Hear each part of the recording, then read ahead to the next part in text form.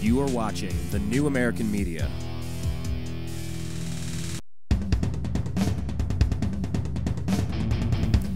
Live from the Milky Way galaxy, the solar system, planet Earth. You may have heard of it. North America, the United States of America, California, Los Angeles, to be specific. Hello, everybody. Welcome to Agree to Disagree. My name is Brian Engelman, and I'm going to be your host here on thenewamericanmedia.com. Thank you for finding us. Please do us a huge favor, though. Do us a huge favor. This show doesn't really end because, yes, technically the radio shows will end. We only do these a couple of times a week on this network over here, but then we bounce around and do other things on Freedomizer Radio and Existential Radio, and we're starting a nationally syndicated radio show coming up soon on another network. But in the meantime, we ask that you follow us on Twitter. We're at American_media_. Link up with us and the other 40-some thousand people that are linked up with us there. Sent out about, 20-something thousand tweets over the past, there we go, 23,631 tweets have been sent out over the past 2 years from the New American Media, and we have 40,420 followers right now, so do us a favor, follow us, and also search the New American Media on Facebook, the New American Media, and like our page, because we're starting to build that up as well. A lot of people are starting to join the newamericanmedia.com and kind of understand that we all get to carry a bucket of water. You know, you can empty an Olympic-sized swimming pool if you have a system, one bucket at a time. If you have enough hands moving the water, everybody can do a little bit of something, and you can get a lot accomplished.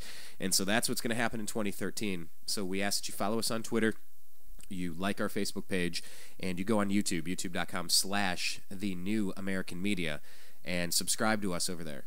Because when you do that, you can have access to 2 years of interviews, music interviews, spiritual interviews over at the Conscious Life Expo. You're going to have archived sports shows. You're going to have archived Agree to Disagree radio shows. You're going to have a lot of information, a lot of things to catch up on over there. And leave your comments. So subscribe on the YouTube channel /the New American Media. And leave your comments. Join the conversation. This never ends. These important stories, we know you have opinions on them, so join the program. Speaking of joining the program, what we're going to do is we're going to bring in Blake the Eccentric Walley to join us right now.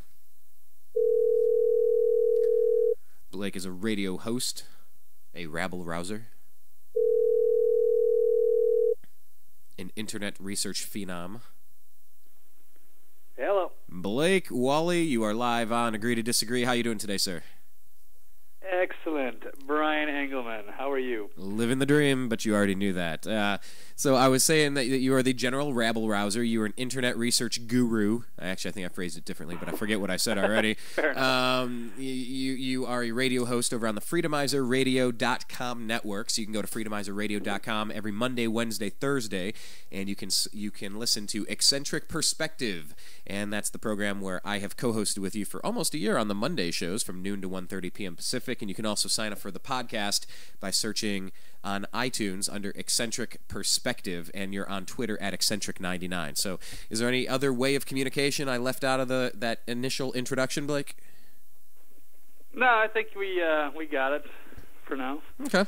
Absolutely. All right. Very cool. Well, I think we're going to change the format of today's show up, and it's going to be up to me because I got to package all this stuff together. I got to break it down. I got to edit. I got to produce. I got to split it all up and do all this stuff. But I think it's going to be worth it. So let's do this for the listeners hearing this new format for the first time, and as you and I work it out for the first time. What we're going to do is we're going to kind of pick a few of our top favorite stories of the week, some of the things that have got us going right now. And we can break them down, and we're going to make a statement about these stories and say, do you agree or disagree? So we're going to say the life and accomplishments of Hugo Chavez should be celebrated. Do you agree or disagree? And then we'll talk about the story and some of the things, and then you guys can leave your comments below, especially on the YouTube channel after the fact. Keep the conversation going. So why don't we do that? Let's go through some of the stories that you have selected along with me to kind of split apart, and we're going to have a few little discussions about them today. What do you have in front of you? Right now, I have got, should I just rip through a bunch of headlines? Yeah. Start with one at a time. Yeah, let's go through a few. Sure. Starting today, I've got an interesting one out of the Washington Post. John McCain calls Rand Paul, Ted Cruz, and Justin Amash wacko birds. Do you agree or disagree, Brian? Maybe. You know what? I think the question. Here's how we'll phrase that question: wacko birds, wacko birds. Okay, I don't even know what century. Hey, I tell you, see, I don't even know what era that kind of phrase is coming from. Man, like this. That's not 1920. That's not 7. I don't even know. That's a brand new type of old time, out of touch. Here's how we'll phrase that question. Here's how we'll phrase that question. He might have been born in 1920. I'm not sure. Yeah, okay, he might have been. Oh, okay, but how about this? Agree or disagree? It is time for John McCain and Lindsey Graham to go away for good. So, agree. Oh, okay. So that will be the question. Is it time? How you're saying that. Can they retire? I don't know. After the sun sets, not necessarily in a bad way. I'm just saying, do they need to be removed from Washington? Probably. Do they need to maybe not run again? Absolutely. Okay, yeah, let's be careful because we're not making them an offer they can't refuse. We're not putting a horse's head in their bed, and we're definitely not making threats here. Not necessarily, taking them by force, although that would be some entertaining TV, but no. Okay, I got it. How about this? Is it time for John McCain and Lindsey Graham to leave government immediately? I'll let them run their I think I know Lindsey Graham is up for election next year. I'm hoping McCain is as well. Okay, I'm not actually 100% if he's up in 2014. Let's do this. We'll pause on that. That's just a little teaser. Right. We'll split that up. We'll kind of get into your wacko bird story and kind of I don't know if we should dovetail that into the Rand Paul stuff or if we should keep it separate. I guess that's probably separate. The whole filibuster thing, right? Because that's a separate issue, but their actions. It's the like neocon response. Lingering. It's the neocon response to what Rand Paul and Ted Cruz and these people were doing. So, is that a separate issue to kind of break apart the? Because I think what happened with the filibuster, I think the tide is changing now. I think the tide is turned. I think the old guard is being exposed as more of the same, and I think there's a new voice. People are actually expressing optimism in their government right now for the first time in a long time. Twitter was going crazy in excitement and appreciation over the drone thing. So I don't know. What do you think, Blake? Is that a separate topic where we can talk about that on its own? No, I think they tie together quite well. I think it's still like the lingering bitterness a couple days after. So, no, it all ties together, and that's certainly the biggest story of the week by far. And, I think you could absolutely say GOP is pretty much done. I think that was the last of it, what we saw. That's the beginning of the end, and it's time for the great purge of 2014. We shall see. Then we'll do this. We'll have another question. Agree or disagree? Rand Paul is the front runner for 2016 GOP presidential candidate. Agree. Okay, I think I think I will too. But what we'll do is we'll split that apart in a second here, and we'll just kind of highlight the whole filibuster thing if we can, because that's got the old guard GOP neocon, more of the same crap. Hey, let's run a Marco Rubio, and I did like Marco Rubio quoting all the hip hop, which was fantastic, a little Jay-Z action. But really, could you imagine a Jeb Bush ticket in 2016? Put up another Mitt Romney, John McCain, Jeb Bush. Yeah, I think no matter which way we go, we're in a good spot. John Kerry, Joe Biden. Who else? What are some other retreads that we could bring back? Can Pat Buchanan run again? I don't know. Who else do we have? I think that would still be a little too extreme for some of the old guard. I don't know. Yeah, they're kind of wacko birds. All right. Okay. Yeah. So we'll get to that. We're gonna talk about Hugo Chavez passed away, and agree or disagree. The life and actions of Hugo Chavez should be celebrated. Disagree. Okay, I think I might disagree with that as well. Okay, so we can get to that in a second. I also have this one here. Yeah, because I got some people that would disagree with that, including Jesse Jackson, which we can get to. I do have that story up. Ooh, Jesse Jackson. What did he have to give us a tease on what he had to say about Hugo Chavez? All right, this is actually something I retweeted from, I believe this is Noel Shepard of Newsbusters. Jesse Jackson was at the Chavez funeral, and he says, quote, "He lifted the poor and helped them realize their dreams." Ooh, okay. Ooh. See that? Now, by the way, let me give a huge shout out to Tim Conway Jr. out here on KFI AM 640, more stimulating talk radio here in Los Angeles. He does a thing, I think it's every Thursday night, he does an entire segment on his radio show called "What the Hell Did Jesse Jackson Say?" And it's like these little clips where he's and you cannot make out the words that he's saying, and people call in and guess. It's like this game show. He does it every week. It's hilarious. I don't know if you guys... You know what? You can. If you go on iHeartRadio, you can go on Thursdays and listen for Tim Conway Jr. and check out his game show, "What the Hell Did Jesse Jackson Say?" So anyway, I just, off the top of my head, I think that would be pretty funny. So, okay, we can get into Jesse Jackson, Hugo Chavez, and that whole issue. What else do you have? All right, let's see. What is next? I've got, well, of course, tying that with the Rand Paul thing is Senator Ted Cruz slams Eric Holder's defense of drone strikes against Americans. That led up to it. But it also brings up an interesting point of not only did you see a rift in the GOP, Republican, conservative, whatever you want to call it, but you also saw some interesting developments with the so-called liberal media and the way that they were covering it. And you got to see the kind of the true colors of some of these outlets. Are they going to be intellectually honest, or are they being exposed as complete partisan hacks? So what's the agree to disagree question? How do we break that apart? That's a good question. Yeah, I know. I'm full of more questions than answers today, I think. Right. This one is a little bit harder to turn into that question here. Agree to disagree. How about, are drone strikes against Americans, is that legal, or should that be something that's none of our business? That's up to the Eric Holder and Obama. They've got their own program. McCain, I know Lindsey Graham was very critical about Rand Paul asking questions. So is the secret drone program, should we trust the government to know what they're doing and just leave it alone and not dare question our leaders and their dictatorship, or however you want to, what are they turning the office into? Sorry, I think I'm making it too long. No. I like the rambling 45-paragraph question. I think that's the best way to ask it, and I'm sure I'll be able to type that and fit it all on the same page. How about this?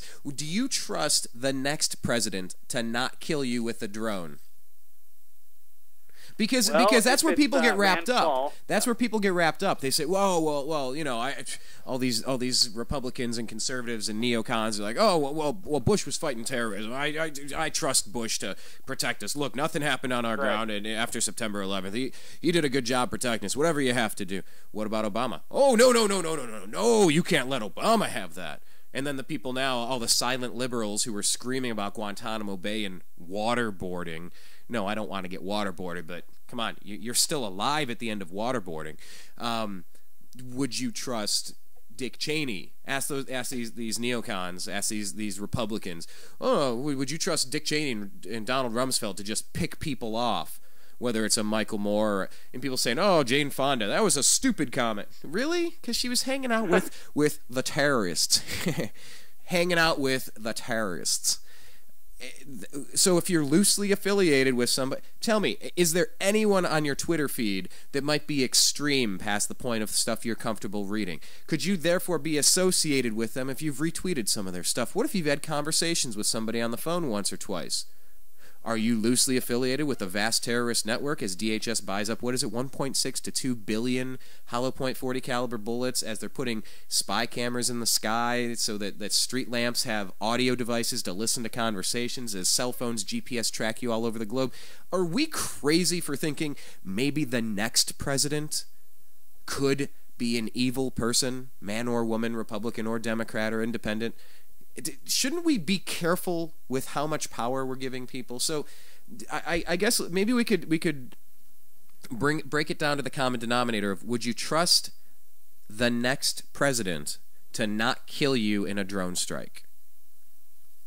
Is that simple enough? Is that really an agree or disagree? I suppose. Oh, okay. Depending on who do it you is. agree if it's or anybody but Rand Paul, I guess I would have. Okay, so would I trust anybody? Go ahead. So maybe it could be, do you agree or disagree? Hold on. Do you agree or disagree? Oh, geez, this is kind of hard. We really should have done some show prep on this. I'm finding it.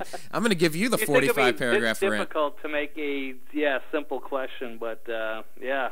Are drone killings, are possible drone killings reason for concern? Agree. Okay, that will be the question. Are possible drone killings reason for concern? Without due process. Is killing Americans without due process something that we should be talking about? Okay.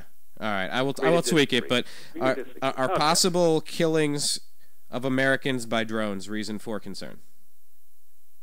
Okay, we'll do something like that. Okay, and by the way, I pulled up this from Front Page Mag, this whole Hugo Chavez kind of summary of his life and deeds. So maybe we can pick some of that apart as well.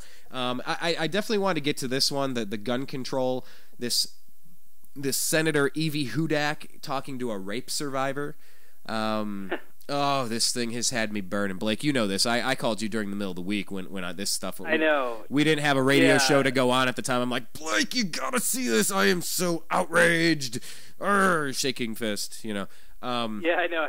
It got so buried in a heavy news week that it got swept under the rug to some extent, even though it deserves to be a top story. Well, it is going to be on Judge Jeanine. She's going to have that rape victim on. I think she does her show on Saturday nights or something. If people want to go look that up, and she's going to be covering that. Hey, Blake, aren't over the weekend? She's a respectable lady. Yeah. Aren't we going to be doing a nationally syndicated once-a-week show, maybe airing on Saturdays as well? Details to be announced, but I think we're going to be in the Judge Jeanine category. We're going to try out a show, see if it gets some legs and some viewers, and we're going to go from there, right? That's a possibility. Yeah. There's been some discussions. Absolutely. I keep teasing the audience because they keep listening. Not teasing them, making fun of them, but just little hint. We're working on a syndicated show, and check it out. It's coming soon. So, yeah, I just like to keep releasing little bits of info on that. But, yeah, we're going to do a once-a-week show and see where it goes from there. But, yeah, this rape survivor, should college students be able to carry guns for self-defense? Or college students should be able to protect themselves with guns for self-defense on campus? You know, it's a funny question because at a certain instinct, I say no, but yes, I have to agree. Yes, they should be allowed to if they want to. Even though it does sound a little weird to have guns on college campuses, I suppose they're at a certain age, and yeah, that's cool. Well, hey, I agree. I grew up in the Cleveland area, and in the Kent State shooting, 4 dead in Ohio when the National Guard came in and shot protesters. Yeah, but yeah, I would also agree that college students should be allowed to carry guns for self-defense purposes. You want to go to a special course to make sure you're trained up, that's fine, but if you're a law-abiding citizen, you're whatever, and you're yeah. It just sounds odd, just because I'm thinking back in my days and just the gratuitous drinking and everything, and yeah, people with guns. It's sort of you know, in the dorm rooms, I don't know, but I suppose it should be okay. Even though at one level I can see where it's sort of sets off a red flag. I do respect the Second Amendment and their right to defend themselves. Okay, well let's break it down. What else do you have for us? Because I do have this 2-minute 32 clip of the back and forth conversation between this Evie Hudak and this rape survivor. Just wait till you hear it. I mean, if you just think this is my sister, this is my daughter, this is my girlfriend, this is my wife, this is my mother, my grandmother, my niece, my neighbor. Just this whole story. I just got to let you guys hear it, and then we'll talk about it in a minute. So, what else do you have on tap?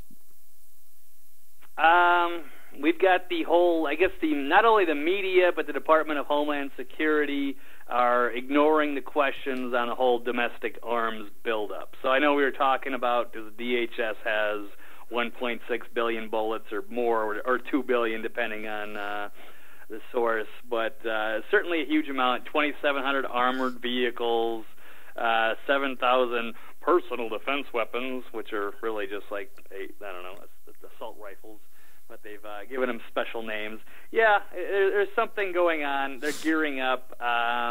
They've made some weak statements that they're just buying it in bulk to save money, but no one's buying that. But on the other hand, you're not getting the press to really dig in and start asking these questions. And of course, we also talked about the targets with the pregnant women and children and stuff, that they were holding guns that are target practice now. For and this target practice for people that didn't hear the show last week or the week before, whenever it was, it's a scene where it's you're in a grandfather's home and he has his shotgun. It's a scene where there's a pregnant woman who has a handgun. You know, it's really like that Men in Black scene where there's all these aliens dangling from the light posts and they're shooting all these things, and Will Smith just shoots the one girl in the middle of the bad neighborhood reading the quantum physics book at 3 in the morning because she's obviously up to something. It's one of these where they're being desensitized to going into American homes and shooting grandparents and shooting women and shooting children that are standing up against perhaps a potentially tyrannical overthrow. You think of Chavez, you think of let's look at our favorite leaders in history. What do you got? Hugo Chavez, you have Cuba, you have Castro. Yeah. Let's think of military Hitler, people that overthrew their governments. Stalin, Mao. Yeah, let's look at all these guys and say, well, at one point, did they ever try to take over their own people to change the way that their government runs by use of arms? And it's like when you look at these DHS models, they're training people to go into American homes and shoot Americans, not the average combatant-looking person, but the mother, the grandfather, in his home, in his library with his dirty old chair. But he has his shotgun, training these DHS people to get used to that. It's, look, one thing together, drones in the sky, okay. GPS tracking of your cell phones, okay. 2 billion rounds of hollow point bullets being bought by Social Security Administration, weird governmental departments trying to hide the purchases. Look, it's not 1 or 10 things. You add 100 of these things together and go, you know, it sure feels like they're getting ready for something. It sure feels like...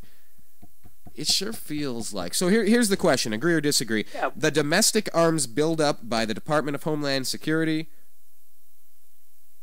the domestic arms buildup by DHS is troublesome or is worrisome. How do I phrase this, Blake? It is tough thinking of these questions, by the way. Yeah, it's harder than we thought. We were just going to wing it. Like, oh, yeah, we'll just do this. Yeah, we'll just ask a quick question. Agree to disagree. All right. Well, look, for all the listeners out there, this is a new format that we're trying. What we want to do, instead of putting a 90-minute broadcast onto the show or up on YouTube, embedded on the site, and it's like, okay, you know, do you have 90 minutes? Yeah, some people do, and that's cool, and we appreciate every one of you that do. Certain stories, you know, get 500 to 4,000 views, and then some of them get 30. What we want to do is kind of split this up in little bite-sized pieces, so if there's a story that makes sense, you can jump in, respond to the question, leave your comments below, and we can go from there. So that's why we're trying to do this. But yeah, it's tough thinking of these questions. So the domestic arms buildup by DHS... What?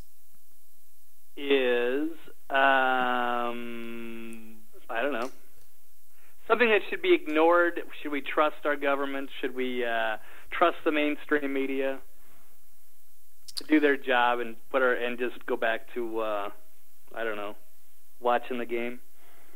Some basketball on this weekend, isn't there, Brian? There's always basketball on. There's always basketball on, and as we speak, Cleveland trails Memphis by 3 with 9:10 left in the third, but I digress. Yeah, we just did our sports show right before this, so I'm still trying to shift gears away from it. But the domestic arms buildup by DHS could signal trouble for the American public. Agreed. Okay. And that's how we'll phrase that one. What else you got?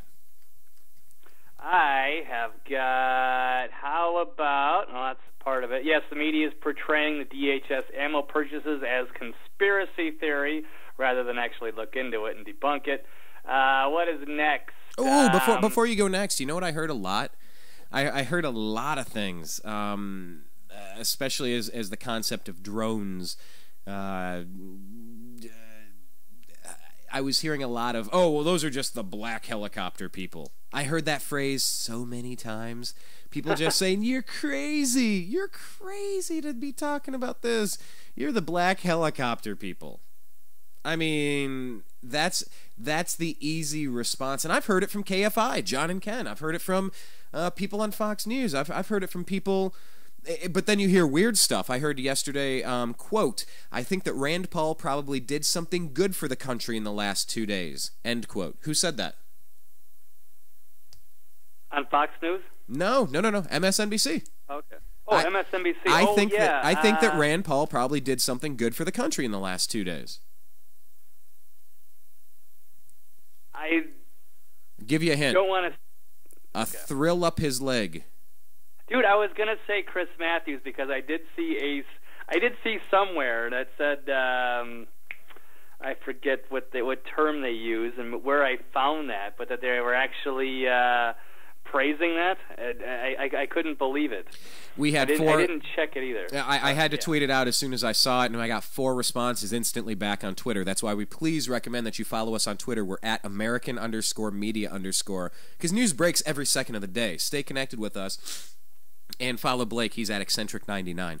We had 4 instant replies on this one. Alexis Rosebank said, did he get a tingle down his leg? John Q. Public said, a rare moment of lucidity from Chris Matthews. Donna Weingart says, not just the last 2 days! Exclamation point. And Matt Revel said, dear God, Matthews actually said something I agree with? So, I mean, even the left had to kind of acknowledge that we're entering creepy territory here. And, you know, you got to consider, just because your boy is in office right now, just because your favorite dude happens to be holding the power right now, would you trust Rumsfeld? Would you trust Cheney? Would you trust Bush? Will you trust the next person? And it's like, oh, wait, maybe you know, you're kind of right now. If the bad guy has it, if those evil Republicans, maybe they shouldn't have it. You know, they're against waterboarding, but they're totally cool with blowing people up without charge, without trial. That's not right. And Eric Holder is not to be trusted. Period.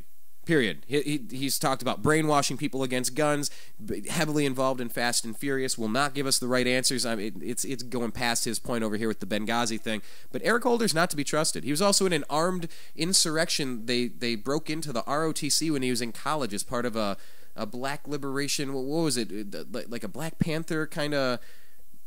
Yeah, broke something in like that. Yeah, they took over the little radical group that he was in back in the day, and they took over some building in their college campus, or something like that. And he's the top cop in the land, and this is a guy that should probably not be trusted when he's giving these intentionally vague answers regarding the fact of whether he believes that the president has the authority to kill U.S. citizens on U.S. soil who are not actively engaged in combat with his drone policy. And he said, well, you know, we don't think we'd ever need to.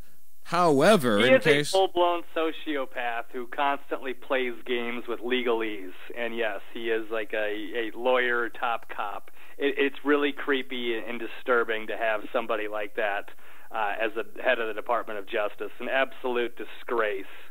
Somebody who's going to be remembered through history, I believe, as one of our just most horrible, despicable, tyrannical people we've ever had in power in this country. Okay, that's a bold statement, but Yeah, I guess you could say it's a pretty bold statement. I pulled up this article here just so people can know what we're talking about. Maybe I'll just get to it when we talk about. So what's the question with? And by the way, he should be in jail because he's been held in contempt for working in Fast and Furious and covering up the evidence. Let's just say this. Report. Did Eric Holder participate in an armed occupation of Columbia ROTC office? The Daily Caller is reporting, this is from October of 2012, that the nation's highest-ranking law enforcement official, Attorney General Eric Holder, participated in what has been described by some as an armed takeover of Columbia University's Naval Reserve Officer Training Corps ROTC office in 1970. Apparently, Holder was one of the leaders of the Student Afro-American Society, SAAS, that demanded the abandoned ROTC Center be transformed into the Malcolm X Lounge. Holder described the 5-day event during a 2010 commencement speech. Several of us took one of our concerns that black students needed a designated space to gather on campus to the dean of freshman office. This being Columbia, we proceeded to occupy that office. Occupy that office. Occupy. Have we heard the phrase occupy anywhere? Holder, however, recalls the event as being peaceful. The Daily Caller continues the details of the student-led occupation, including the claim that raiders were armed, to come from a deleted webpage of a black students' organization, BSO at Columbia, a successor group to the SAAS. Contemporary newspaper accounts in the Columbia Daily Spectator did not mention weapons. But that's who this is. It's a super cool picture of this dude from 1970. Awesome afro. Super cool afro. Right. It's about the highlight of Eric Holder, and I could really care less about. Everything's been downhill. He has no business being in office. He is really a bad guy, and that's an old story. But that's I'm not holding him accountable for back then or whatever. But it just shows you a pattern of his behavior and who he really is and how he really thinks. He is a horrible guy. Here you go. I've also asked the school board Eric to Holder. make a part of every day some kind of anti-violence, anti-gun message. Every day, every school, at every level. One thing that I think is clear with young people and with adults as well is that we just have to be repetitive about this. It's not enough to simply have a catchy ad on a Monday and then only do it every Monday. We need to do this every day of the week and just really brainwash people into thinking about guns in a vastly different way. So when you hear about Fort Hood, but it's not deemed terrorism, when you hear about Sandy Hook or the Batman massacre and questions arise, and Gabby Gifford's shooting, and questions arise, when you think about Brian Terry, a U.S. border agent that was killed in the Fast and Furious gun-running program that Eric Holder was elbows deep in orchestrating. Oh no, that was a Bush program. No, it's not. No. It is not. It is. This guy is cool with preaching the propaganda of brainwashing against guns. So we're arming the enemies on our southern border, the northern Mexico border, and those guns are then being turned around to kill American citizens. You're aiding and abetting the enemy. Lots of them. Hundreds, at least. Tens and tens of thousands of dead bodies in northern Mexico, and we're giving them more guns to the bad drug cartels that want to keep this stuff going. By the way, you want to end some of this drug crime? Just go ahead and legalize it and regulate it and sell it at 7-Eleven, and people aren't going to be fighting and killing for it. People don't fight and kill over beer. They don't. They don't fight and kill over beer. They just go to the store and they buy it, and then they do their own thing and hopefully make wise decisions. Anyway, we digress. I just wanted to bring that up in case people are not really aware of who Eric Holder is and why you question the people that surround the president. And the reason every president. Yeah. Yeah, the latest, of course, is the reason we even had this whole big thing with the filibuster is because Eric Holder couldn't say a simple question, yes or no, are we allowed to do drone strikes against Americans? It was a pretty basic question. Ted Cruz put him on the stand, asked him very directly, and this guy, like I said, he's the master of legalese. He can never give a real answer. He's never wrong. He can never admit anything, and he's just a really disgusting person. And Cruz put him on the hot seat and said, this guy should already be in jail because he's already been guilty of contempt. But he's still, I guess he's above the law. So, but anyway, when asked about the secret drone program, and He was saying, so Cruz was asking, my question wasn't about the appropriateness or prosecutional discretion. Where should I start here? You know where you should start? Where you should start is just hold on while I play this. I am above the law! Okay. Right. Mr. Chef, I'm afraid you leave me no alternative. We're going to sue you. One more time. I am above the law! Okay. Every time you say I'm above the law, I just always see this guy from South Park. I am above the law! Okay, go ahead. Right. So I guess the question is, does the Constitution allow a U.S. citizen on U.S. soil who does not pose an imminent threat to be killed by the U.S. government? Very simple question. But Holder seemed frustrated with the question. Well, I do not believe, given all the facts that you have given me, and this is a hypothetical, I would not think in that situation the use of drone or lethal force would be appropriate. So Cruz cut him off. Hey, Attorney General, I have to tell you, I find it remarkable that in the hypothetical, which is deliberately very simple, you are able to give a simple one-word, one-syllable answer. No. I think it is unequivocal that if the U.S. government were to use a drone to take the life of the U.S. citizen on U.S. soil and that individual did not pose an imminent threat, that would be deprivation of life without due process.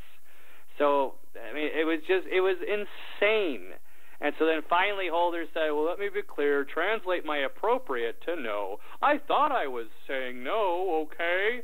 And then they had to get of course, they had the letter with him and Rand Paul. And even after the fact, even after the big 13-hour filibuster, and they had to make a big spectacle of this because this guy is so frickin' arrogant, and he loves the idea of having this extreme little power trip. We really need to. This guy should be on. I'm gonna stop because this guy just gets me fired up and gets me angry. But I mean, how dangerous and scary is it that this guy's in the United States? He is the top cop in the United States. How did this guy get here? How do you answer questions like that? But even when faced, all he said was no, and I'm going to have to pull up the quotes on that so I can get some of them. I don't know if you've got any of that in front of you with the Rand Paul. And just the horrible way he even answered it in the letter the next day by saying it was an additional question. I mean, he just plays little word games because I guess that's what he does as a lawyer and just messes around the legalese. So he's always in the right. He can never be wrong. And he's got to twist every little argument. And it's disgusting. I'm sick of it. Yeah. Anyway. Let me see what this is here. States can kill its own citizens with U.S. drones. The Obama administration has stated, Republican Senator, I am more than alarmed. It is possible to imagine an extraordinary case where it would be necessary and appropriate under the U.S. law allowing the military to use deadly force within U.S. boundaries. The striking information emerges in a letter sent by the U.S. government's Minister of Justice, Eric Holder. The letter was addressed to the Republican Senator Rand Paul, who asked Justice whether Barack Obama has the authority to command an attack on an American citizen in the United States. Justice Minister emphasizes that this is a hypothetical question, but it is nevertheless the first time in American history that a government has stated that they have the authority to command murder of their own citizens. More than frightening. The reason for the question was that Senator Paul refused to approve the nomination of the new CIA chief shows secrecy of the U.S. drone attacks. The Republican senator responds very strongly to the response he received from the Obama administration. Holder will not rule out drone attacks on U.S. citizens as more than frightening. It is a direct insult to the Constitution, which clearly states that all Americans have the right to a judicial proceeding. The future CIA director, John Brennan, defended the use of U.S. drones when he was grilled in Congress a month ago. He is regarded as the architect of the drone program, which has taken the lives of American citizens abroad. It is unclear how many civilians who are affected, but the New York Times believes to have figures showing that 80 innocent civilians were among the 400 who are killed in Yemen. In total, over 3,000 people killed by U.S. drones in Obama's first term. They can do exactly as they want. He thinks it does not mean anything that Holder says it's a hypothetical question, and that it should only be done in extreme cases. Obama has previously signed a controversial law that makes that Americans can be held imprisoned by the military indefinitely without an opportunity to trial. But that they also interpret the act to include the murder of its own citizens, is thus new information. Obama is the first president in history who have ordered the killings of an American citizen abroad. In 2011 he approved namely the execution of the US-born al-Qaeda leader Anwar al-Awlaki in Yemen. Also al-Awlaki's 16-year-old son, who had American citizenship, had been killed. There you go. Excellent. Yeah. So that was kind of the crux. That was the crux of what this Rand Paul thing was all about. It was well, go ahead. You have some quotes. Yeah, which ties right into that. So I'm just looking at a couple of these. This is on Raw Story. This is off of a liberal leaning blog or website here. And there's a few people, and it might have been linked to Drudge Report, but who cares? We're just going to talk about some of these comments here. Somebody says, if Holder can't come up with a good answer in the first 5 seconds, as in, just say no. That's all he had to do, say one no. Drop your arrogance. Say, hey, we can't kill American citizens. Say no. But I'm not. Sorry, I'm getting sidetracked. I mean, this whole thing. You're sounding like Mark Levin. This guy's own arrogance. You sound like Mark Levin. All you had to do is say no. We're not allowed to kill people without due process. This whole thing would have gone away. But it became a big news story, literally because of Eric Holder's arrogance. But let me get back. So if Holder can't come up with a good answer in the first 5 seconds, then he should be stripped from office because he is a danger to the citizens of this country and common decency. Scandal after scandal, and this bastard is still there. Next one. He has been found guilty of criminal contempt of Congress. The reward is 1 year in jail. Instead, he is the head law enforcement officer, and U.S. Congress has the authority to order him arrested by the Capitol Police, yet they choose not to. And it says John Boehner actually has that authority. So what we're left with is this reality TV from D.C. two-ring circus. Okay, last one. Holder should be disbarred like his boss in the White House. He should be tried on several counts of obstruction of justice. He would look good in an orange federal prison jumpsuit. That's what people are saying about Eric Holder. There you go. Nice. As you're reading that, I'm like, oh, I gotta play this. Just Yep. dun dun dun.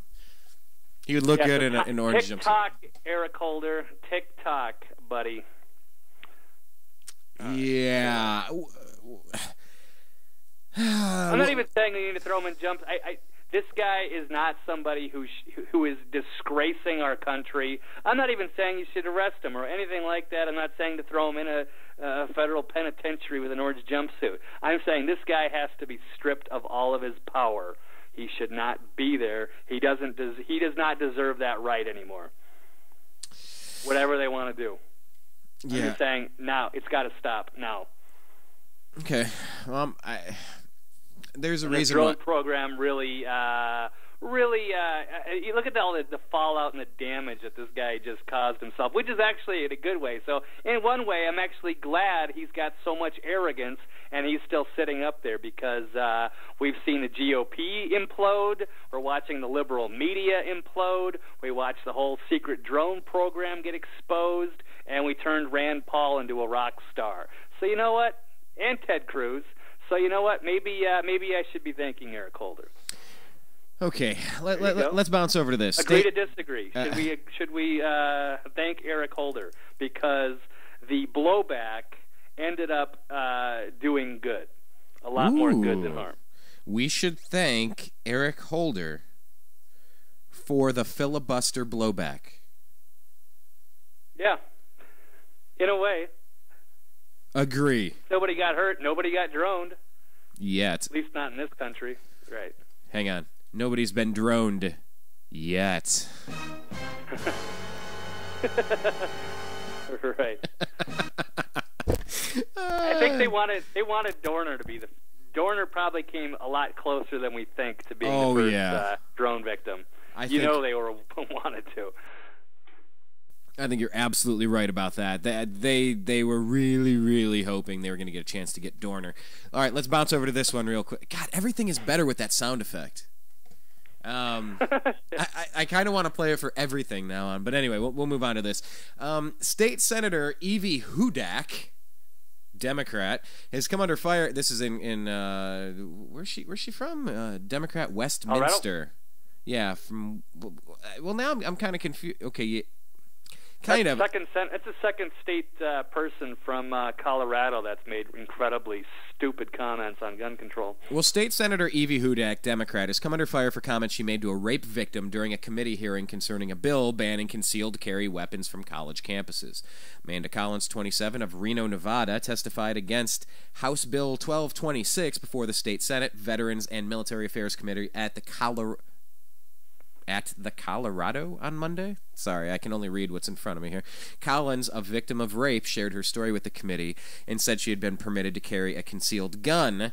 Oh, and had she been permitted to carry a concealed gun, the incident may have ended differently. Let me just play you the comments here of this back and forth. First, you're going to hear Amanda Collins, and then you're going to hear Evie Hudak. Okay. Anyway, here it goes. Soon, what I described to you earlier will fade into your memory, and you probably won't think about it again. But I can't pray it away. I live every day with the implications, being a survivor of rape, and what they have on my life, which I cannot go into because of time constraints. And as I live with the memory, excuse me, weighted with the question of my life, what would have been different if I had been carrying the weapon I was licensed to carry that night? I would like to leave you with a question. How does rendering me defenseless protect you against a violent crime? Thank you for sharing your story. Very, very unsettling story. And by the way, she's putting her hand up to her up to her chest, she has a little scarf thing on, and thank you for sharing that story. And she's really looks really in touch too. She looks very normal. She's really dramatizing this, really making the show of it. But I like her question. Here, let me reset it with the question, and I won't interrupt her this time. I would like to leave you with a question. How does rendering me defenseless protect you against a violent crime? It's a great question. Thank you for sharing your story. Very, very unsettling story. I just want to say that, however, actually, statistics are not on your side, even if you had had a gun. You said that you were a martial arts student, and yet, person experienced in Taekwondo, and yet, because this individual was so large, was able to overcome you, even with your skills. And chances are that if you had had a gun, then he would have been able to get that from you and possibly use it against you. One more time. That if you had had a gun, then he would have been able to get that from you and possibly use it against you. To a rape survivor, talking about trying to defend herself. Monday morning quarterback. This Evie Hudak. Evie Hudak. I am telling you, this is the response to somebody bearing her horrible story. She's saying, well, you've taken a couple Taekwondo classes and you couldn't fend him off. What were you going to do with the gun? I don't know, explode his brain? I don't know, destroy his skull? Shoot him through the heart so his blood doesn't pump to his evil limbs, body, and penis that are out raping and destroying people? I don't know, kill the son of a bitch? What could you have done with a gun? I have about 100 ideas about what you could have done with the gun, but here, Evie Hudak, thank you for sharing that story is just heart-wrenching, but the statistics aren't on your side, and by the way... That if you had had a gun, then he would have been able to get that from you and possibly use it against you. I mean, the Colorado Coalition Against Gun Violence says that just wait. For every one woman who used a handgun to kill someone in self-defense, 83 were murdered by them. Well, go ahead. Respectfully, Senator, you weren't there. And you're right. My parents equipped me to ensure that I would not be an easy victim and that I would not be an easy target. They did everything they could to reduce the risk of me being raped. And that's all it did, is it reduced the risk. It did not guarantee that. Furthermore, had I been concealed, had I been carrying concealed, he would have known I had my weapon. And I was there. I know, without a doubt in my mind, at some point I would have been able to stop my attack by using my firearm. He already had a weapon of his own. He didn't need mine.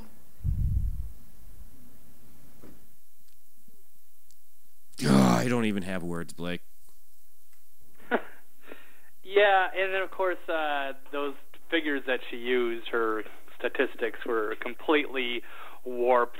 I don't know exactly how they figured that. It was like the way they came up with that formula, and it had something to do with a lot of like husbands and boyfriends and stuff like that that were included in those statistics. It didn't make any sense whatsoever. Inappropriate, and yeah, just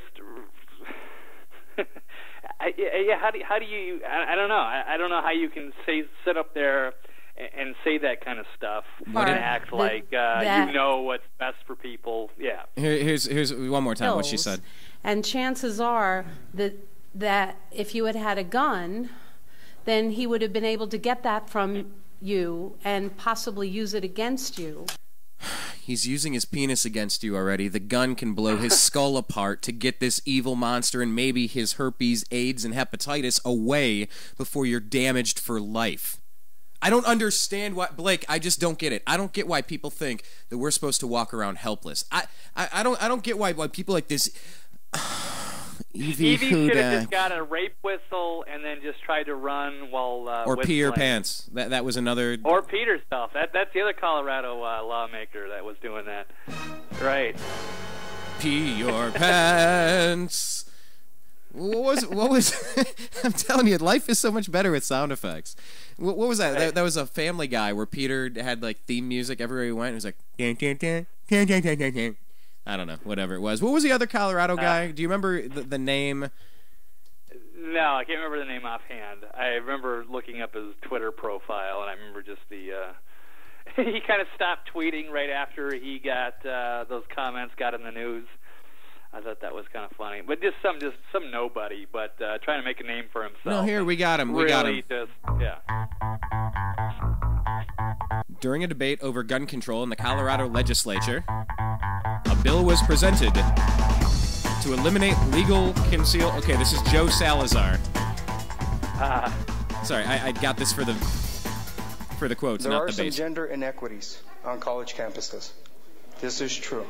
Okay, so this is the Salazar fool, Representative Joe Salazar talking about concerns that women could have about self-defense on college campuses. This is no concealed carry at colleges. This is what this guy believes. So here he goes. And universities have been faced with that situation for a long time. That's why we have call boxes. Exactly. When I'm done being raped, as soon as I'm done being raped, there's nothing I want to do more than call up my friends. Once I'm done being abused, having my uterus destroyed, maybe getting all sorts of sexually transmitted diseases. Oh, I don't know, maybe having a spawn of Satan's seed put into my fallopian, kind of injected into me by this filthy rapist. Thank you. Yeah. Well, come on, man. Like, there's very little in life that's more disgusting than rape. There's very little more that's worse to think about than just getting manhandled, raped, and then who knows, you got a spawn of Satan's seed inside you got STDs, and you're cracked. You're going to be warped mentally. You have been attacked and violated to the point. It hasn't happened to me, thank God. And Okay. hey, look, dudes get raped. Hey, I know. I thankfully, knock on wood, because life is young, but I haven't been. But I mean, just imagine what you're going through. So thank God when I'm done, I don't know, maybe I have a broken arm, maybe my larynx has been crushed. I've had a penis stuck up inside me by some filthy, diseased, crime-ridden bastard. Yeah. You know what? I can't wait to go call this in so that maybe somebody could perform a rape kit on me, and then maybe I can remember his face to get a sketch. No. I don't want to go to the police station. I don't want to get tested. I'm speaking for the hypothetical female on campus that couldn't defend herself because they were not allowed the opportunity to conceal carry on campus. I don't want to go through those steps if I'm one of those females. I want to shoot the guy in the skull and get away. No, because if you were actually there, then I think Joe Salazar would have probably told you if you had peed yourself. Well, hold on. Well, you're jumping the gun. Hold on. Let's get back to it. Universities have been faced with that situation for a long time. That's why we have call boxes. Call boxes. That's why we have safe zones. Safe zone, Blake. God, you know, I'm gonna try to play this in its entirety. Oh, that's why you have safe zones. Thank you. Now that you've made a safe zone, I guess it's safe. I guess that rape that just happened didn't happen because it was in a safe zone. That's why we have call boxes and safe zones. Because nothing happens when there's a safe zone. See, it says safe zone. What the hell is wrong with these people? Blake,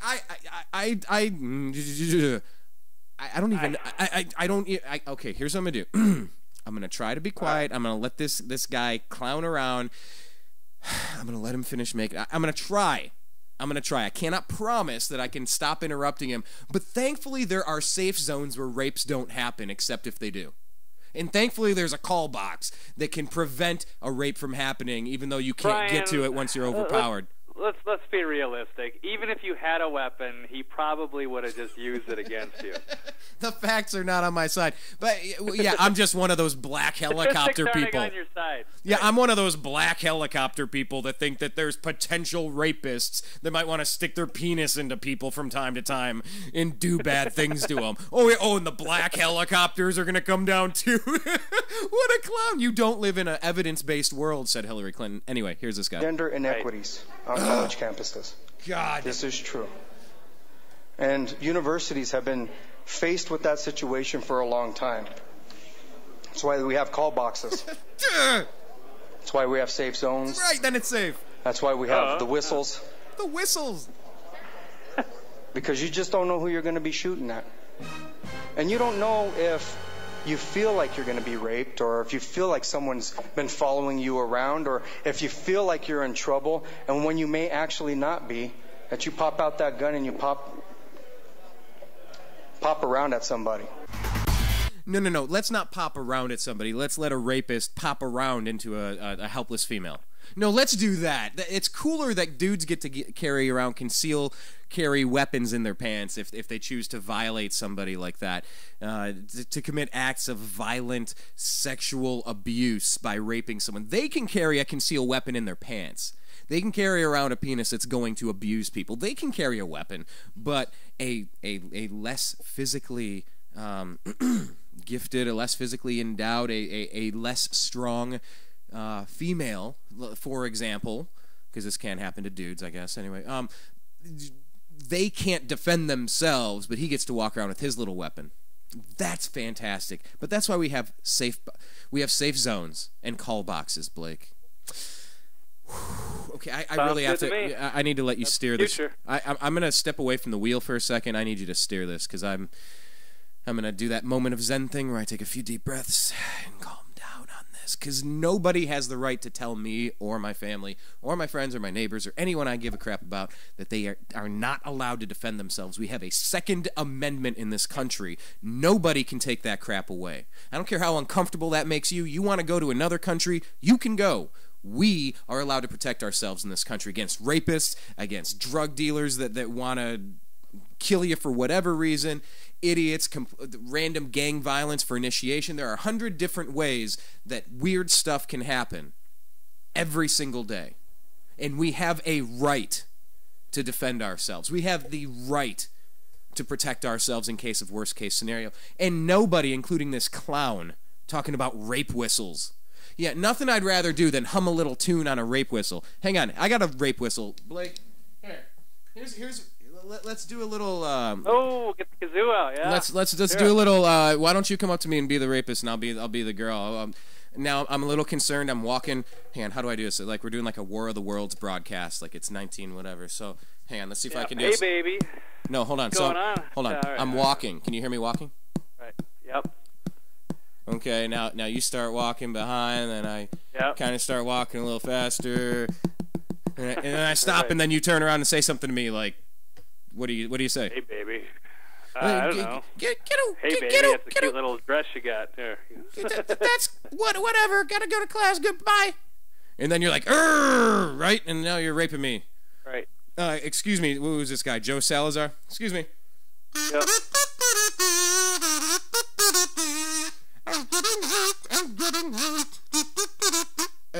There. You have a rape whistle. Right. Really? And you can spontaneously pee or vomit. Vomiting helps. Where's too. that quote? Because I'm trying to find that one. I know it was from that. I thought it was urination, vomiting, and I won't even say the other one, which I'm not even sure if you can do or not. I don't know. I don't have the proper hardware for that. But yeah. Dude, it was a matter of trying to like gross out your attacker, like that's gonna stop. Hey, Blake. By the way, you want to talk about getting grossed out? Why don't you go on YouTube and type in rape, vomit, urine and see what happens? Yeah, I'm officially grossed out now. Thanks, dude. I didn't know they could post pictures of that stuff. Thanks for nothing, Blake. Anyway, let's move past this story because I'm going to flip my wig when I'm done playing on my rape kazoo. I'm going to go to the call box, and it's a safe zone, so I'm safe while I'm getting raped. You have call boxes and safe zones with, like, kazoos, rape kazoos. Okay. Good idea. We'll propose that. We'll propose that to Joe Salazar and that other lady. I'm sure they'll be happy about it. Well, the only thing is though, Blake, you know the chances are. And chances are that if you had had a gun, then he would have been able to get that from you and possibly use it against you. No, Evie. If you had a gun, you could have blown his skull apart. Exactly. You could have Why saved. would you even? I know. You could have saved damage to the uterus. You could have avoided the seed of the spawn of Satan being inseminated inside of you while contracting herpes, hepatitis, and AIDS at the same time, and blown this creep's skull apart and got him off you. And you could have kind of saved a whole bunch of good lives while ending the life of a bad person that was trying to ruin your life. No, Evie. Chances are she could have pulled the trigger. And that person could be dead. And this person would have had to suffer through what they had to suffer through. Evie. All right, moving on. What else you got, Blake? I have got, let's see. Do we want to get into the Hugo Chavez thing, or should we wait? Did he die? Doesn't that make everything more dramatic? Right. Well, I guess there's the question is, did he die, or did he die like a month ago, and they were just kind of like didn't know what to do? What? I know there's been some controversy over their election because I don't think he actually did. I don't know if he ever got sworn in officially for his term that he just won. So I think they were questioning whether he was able to take office, because that would be kind of weird. Like, let's say Obama was like incredibly sick for the last year, but he beat Romney, and he just couldn't get sworn in and have the inauguration ceremony, and it was just like, oh, I guess he's in Cuba getting some weird medical treatment, and we haven't really heard from him in 2 months, but I guess he's sort of the still president. So I think that's kind of roughly how it went down in Venezuela the last few months. So Blake, hold on. For people out there, right. This is from Reuters. This is from Wednesday, November 7, 2012. Florida Democrat Earl K. Wood and Alabama Republican Charles Beasley won their respective elections, but they will not take office. Both men died weeks before the November 6 election, yet managed to beat their very much alive opponents by comfortable margins. So this does happen from time to time. Ashcroft, right? Yeah. It happens. Didn't that, yeah, speaking of that, didn't that happen to John Ashcroft, our former attorney? Was he Attorney General? I can't remember. During the Bush years, he also died. Ashcroft? I thought a dead guy beat him in some election, but then he ended up being part of the Bush administration. This would be November 8, 2000. The late Governor Mel Carnahan collected enough votes to beat out incumbent Republican Senator John Ashcroft for the U.S. Senate seat from Missouri.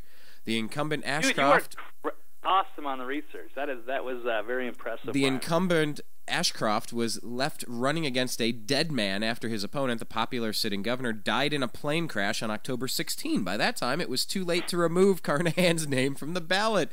No one had ever posthumously won election to the Senate, though voters on at least 3 occasions chose deceased candidates for the House. I mean, by the way, thank you for the research comment. I do appreciate the good word. But really, how bad do you have to be to lose to somebody dead? Well, John Ashcroft did set the bar pretty low. He was not one of our nation's finest, that's for sure. Yeah. Okay. So, I mean, this stuff does happen, and so there's now talk of Hugo Chavez that he may have been deceased for a little while, is what you're getting at. Either way, it's not a big deal. Well, either way, he's dead. I think the other one is just about, did he die too young? There's a cancer thing. There's a... seems to be kind of a strange phenomenon with the Latin American leaders and the way that an American foreign policy, and I think there's several. And I'm actually, here's an article I saw, but I didn't really tweet out or get into too much. And that was 6 Latin American leaders who criticized U.S. policies fall ill of cancer simultaneously. What? Yeah. It makes every story epic, Blake. I think I'm hooked on the sound effects. Anyway, go ahead. Yeah, some people think that, and I forget, one of the spokespeople for Chavez right after he died did make that, did say that, did accuse the United States of perhaps having something to do with assassinating this guy Chavez with cancer. And I don't know if that's true. I'm just bringing it out. So I don't know where the 6 leaders' names are. I know the lady from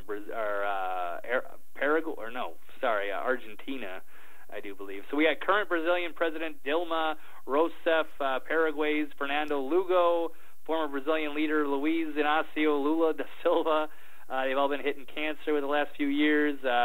Supposedly Fidel Castro, maybe. There's a few, but there's an interesting. So it's kind of hard to say. Like, would they want to get rid of just Chavez, or was he not playing ball? Because it's funny because there's a couple. Because there are a couple of the. There actually is on record 2 very good leaders in South America who were supposedly murdered by the U.S. government, as exposed by John Perkins, right? Perkins, the economic hitman. And those guys are. I think I wrote the names down. Well, while you do, Ecuador, Jaime Aguilera and Panama Omar Torrijos.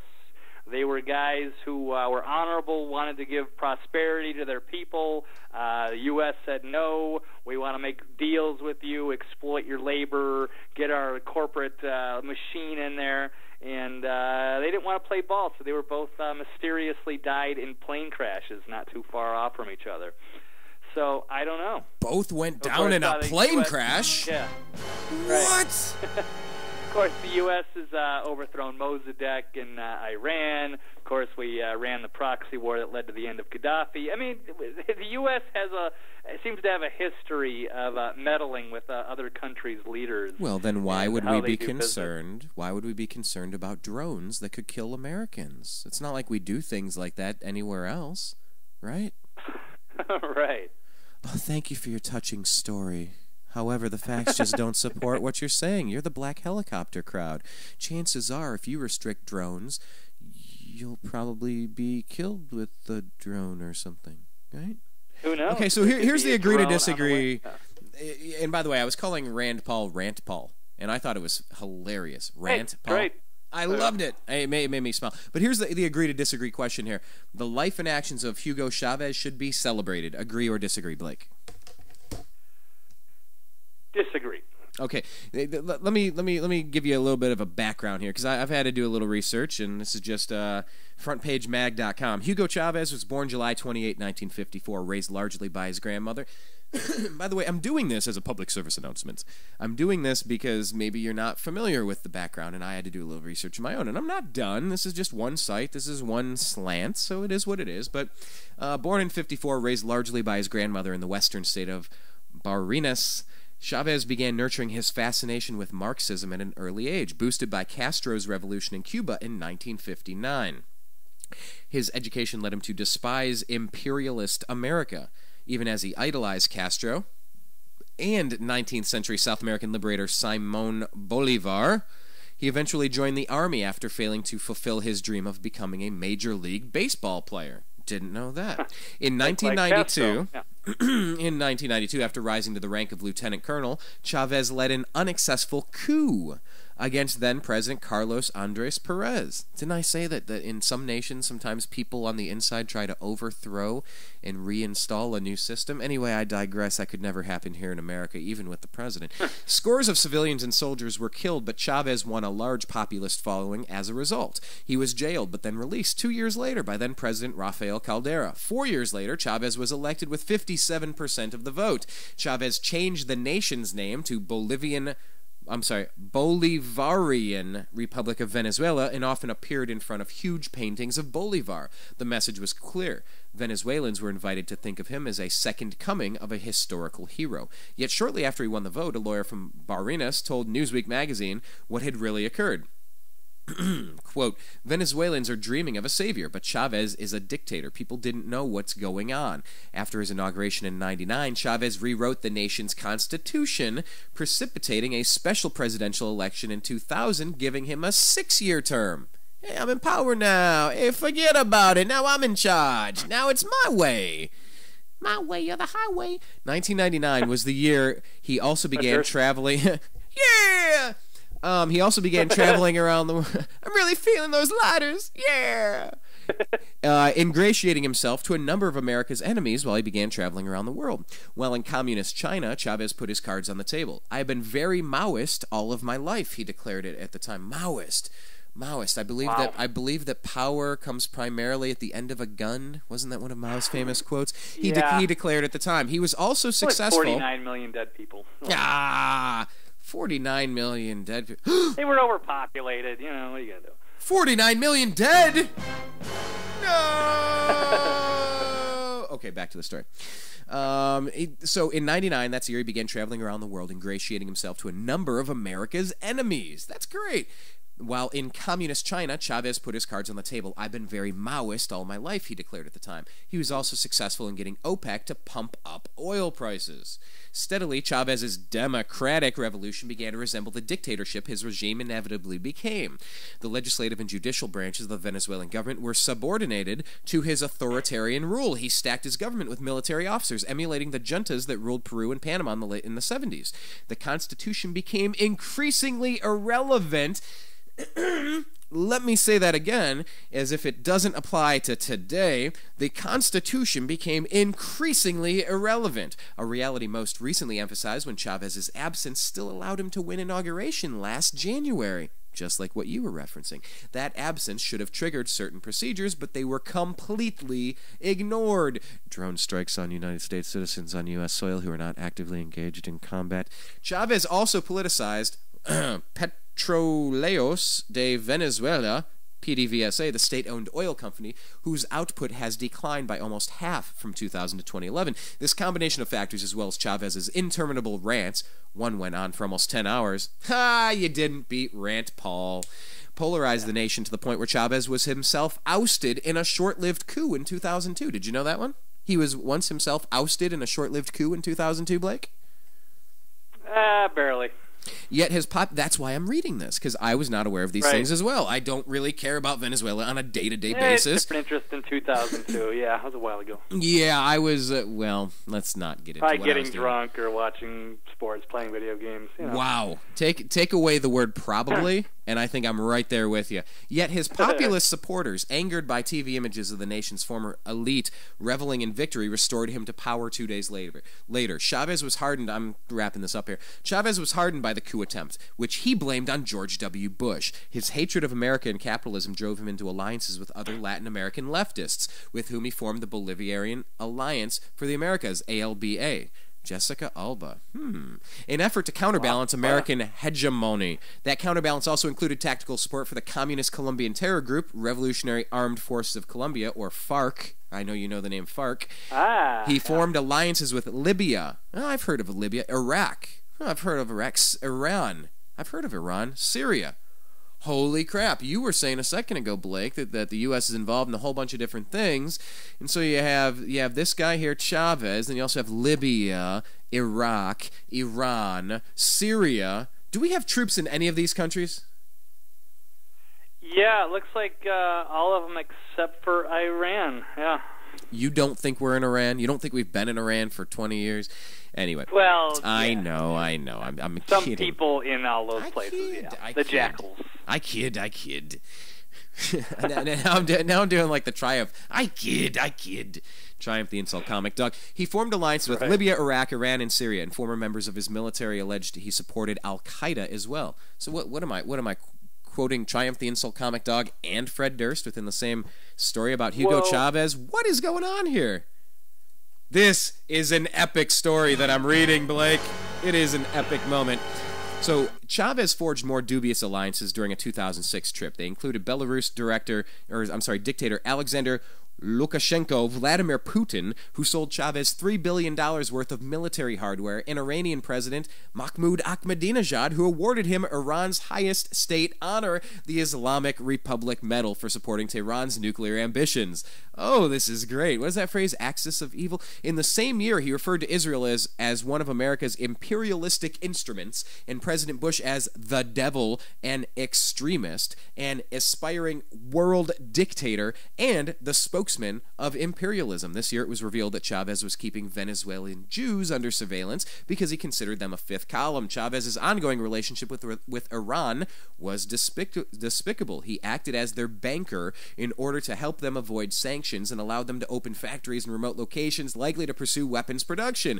According to the Israelis, he's also supplying them with uranium. Unsurprisingly, Venezuela increasingly began to resemble some of the authoritarian states that Chavez admired. The Heritage Foundation's 2013 Index of Economic Freedom ranked the nation as one of the most repressed in the world. Only Zimbabwe, North Korea, and Cuba ranked lower. Say that again. If you know how you click on like the Yahoo stories, the top 5 places to live. These 5 suburban areas are booming. If you're an up-and-coming 20-something, you want to live in this neighborhood. Right. Would you want to live in either Zimbabwe, North Korea, Cuba, or Venezuela? I don't know if that would be at the top of the list. That would be a very tough decision. You want me to move where? Yeah. I'm going to stop doing that, I swear, one of these days. So it ranked lower than those. Chavez's government also seized TV stations. Well, you don't have to do that here. They're already in the bag for you, except for Fox. It seized TV stations, numerous banks. Wait a minute. Didn't we seize banks during this economic collapse? Car companies? Okay. The assets of 60 oil service companies, 32 sugar plantations, and foreign-owned cement plants that refused to be nationalized. All privately held oil production was effectively nationalized in 2007 as well. Crime soared. Caracas became one of the most dangerous cities in the world, and Venezuela's 2009 murder rate topped that of war-torn Iraq in Mexico's cartel-inspired carnage. By 2012, Venezuela's national murder rate was one of the highest in the world. Chronic food shortages and power outages, as well as mounting debt, leading to a 33% currency devaluation last month alone. Venezuela's 5th in a decade. He's turned the nation into one of the Western Hemisphere's worst economic basket cases. None of this should surprise. A year after he won re-election in 2006, Chavez held a constitutional referendum whose chief purpose was the elimination of presidential term limits. And by the way, aren't you hearing that about this country right now, Blake? You're hearing it. You're hearing it. You heard it with Bill Clinton. Yeah. You heard it with Bill Clinton. Bush, we couldn't wait to get rid of Bush. Everyone involved just said, all right, just get this guy out. But with Bill Clinton, you're saying, well, couldn't he just be president forever? Oh, things were great with Clinton. You remember that? And they're saying it. Now they're starting to say it with Barack Obama. Well, I think he should get a 3rd term. We've been there. We've done that. So that Right. That was the purpose of this. The constitutional referendum, the chief purpose was the elimination of presidential term limits. When voters defeated it, he repeated the process a year later and succeeded in eliminating them. He won another term in 2012 after lying and declaring himself cancer-free. 2 months later, he went back to Cuba. He was never heard from again. Chavez characterized his repressive regime as, quote, 21st century socialism, end quote.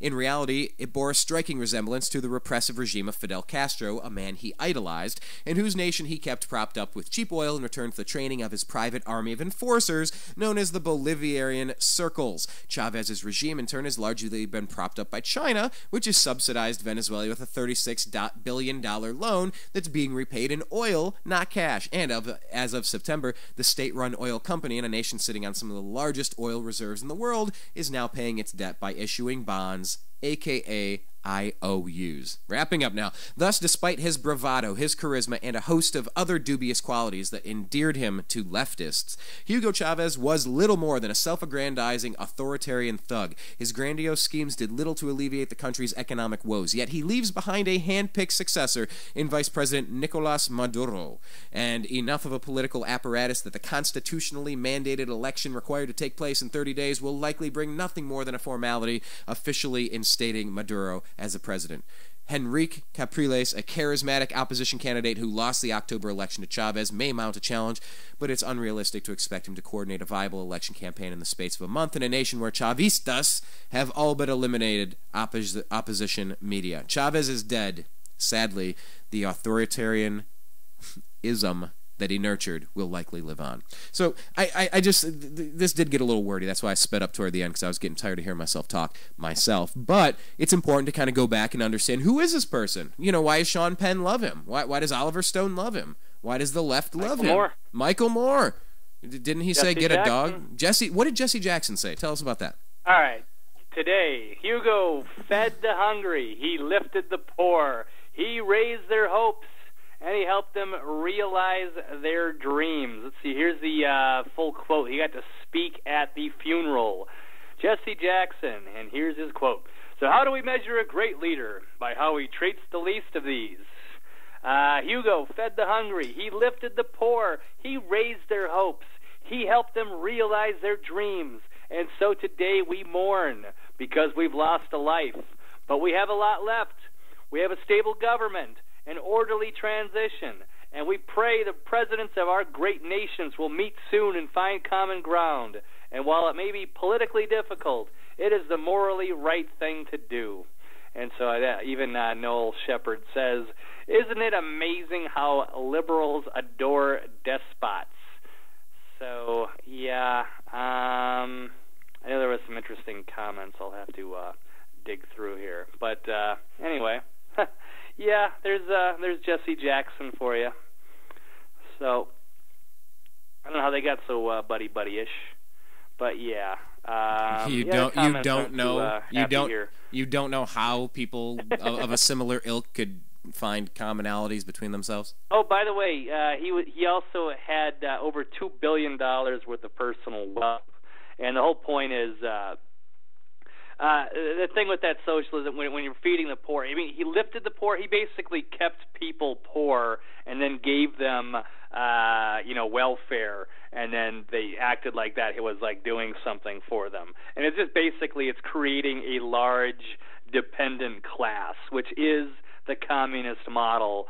So, that's no surprise. And you're watching this, socialism, communism, whatever you want to call it, whatever the isms, but he's obviously looks up to Mao and probably Stalin and the rest of those other disgusting communists in our history and got to learn from all the best. And, every single one of them was all extremely wealthy and kept all their people poor and rigged elections. And, so you know what? I can't say I miss the guy. So I think they're probably, I don't know if it's better off by addition, by subtraction. I'm not sure. But there was a scathing article also by Mike Adams this week on March 6th, which says, Hugo Chavez may be dead, but the great cancer of socialism continues to spread. So, Well, here, I don't want to get too far off on this, but there's just one paragraph here. Chavez is the poster child for the inevitable result of socialism. Any nation whose voters give up their personal power and attempt to hand over authority to a nanny state government inevitably ends up enslaving themselves under control freak tyrants. That, in turn, leads to poverty, injustice, and habitual government violations of human rights. So, what do you think? I know that's some good stuff. It's on my Twitter feed, but I know we've spent quite a bit on Where's that Twitter feed? Already. Where's that Twitter feed again? That is at Eccentric 99. Okay, I'm really gonna have to put the kazoo away from now on. You keep this within arm's length of me, and you're keeping all the rapists away. That's good. You know what? I did take my college ruled line notebook paper, and I took a little bit of Scotch tape, and I wrote "safe zone." And I hung it in my house, and so I don't need a gun in my house because this house is a safe zone. I do have a call box. I have a telephoning device. Thank you, Alexander Graham Bell. Thank you very much for that. He's a brilliant man. And I have a kazoo, so if I'm in trouble, yeah. So I could say help, or I could just point. Look, this is a safe zone. You need to go somewhere else, bad guy. You don't know how to read. Maybe they don't know how to read. I think you got it all figured out. You got quite the personal defense system there. My kazoo, my rants, my open web pages, my piece of paper declaring this a safe zone, and my telephoning device. And your ability to pee on command.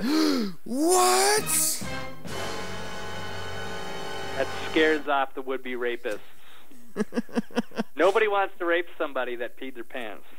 Would you? The only person that would might be a wacko bird. Maybe only a wacko bird would think that way. We glazed over the wacko, but now I've identified 1, 2, 3, 4, 5, 6, 7 A or D phrases, and I think our grandiose idea of splitting this up and having this show being very coherent and organized, I think maybe we can shoot for that next week. I think what we'll do is we'll post these A or D questions on the YouTube channel and ask the people leave their comments below.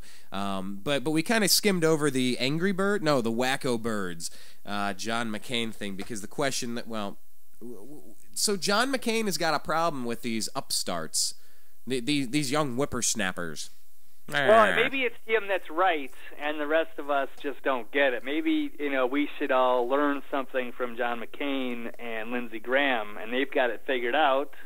And it's the rest of us that just don't understand their great wisdom.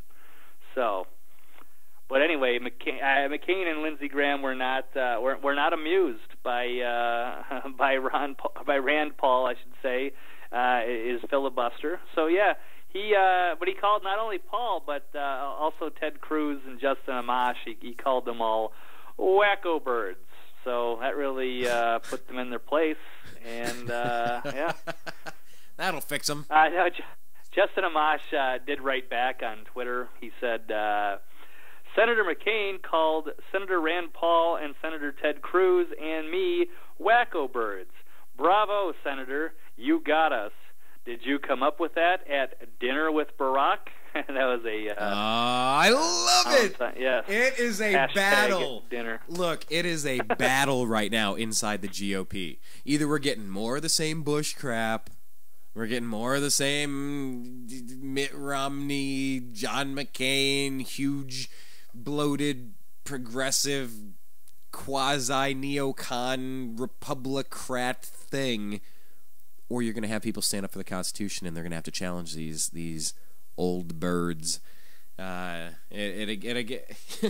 you come up with that, dining with Barack, you inside the Beltway bum? Oh, I love it. Yeah, I know. These guys are out having a, I mean, this is pretty amazing and historic that for 13 hours there was this great filibuster going on. Even some of the liberal media outlets were even praising, he's doing it the right way, the filibuster the right way. He's actually, running around speaking and saying all kinds of interesting things during this whole dialogue. It was history making. It was really good. And then I'm trying to, where am I going with this? I've already lost my train of thought already. What are you, some kind of wacko bird? Apparently I am a wacko bird. But anyway, and then of course, those guys. So they're having this big filibuster. It's a big event. And where are John McCain and Lindsey Graham and some of these other senators that should have been on his side? Should have been perhaps asking questions, helping the filibuster, being a part of history. And where were they? They were actually at dinner. Apparently, this is kind of an odd one. I don't know if people are saying.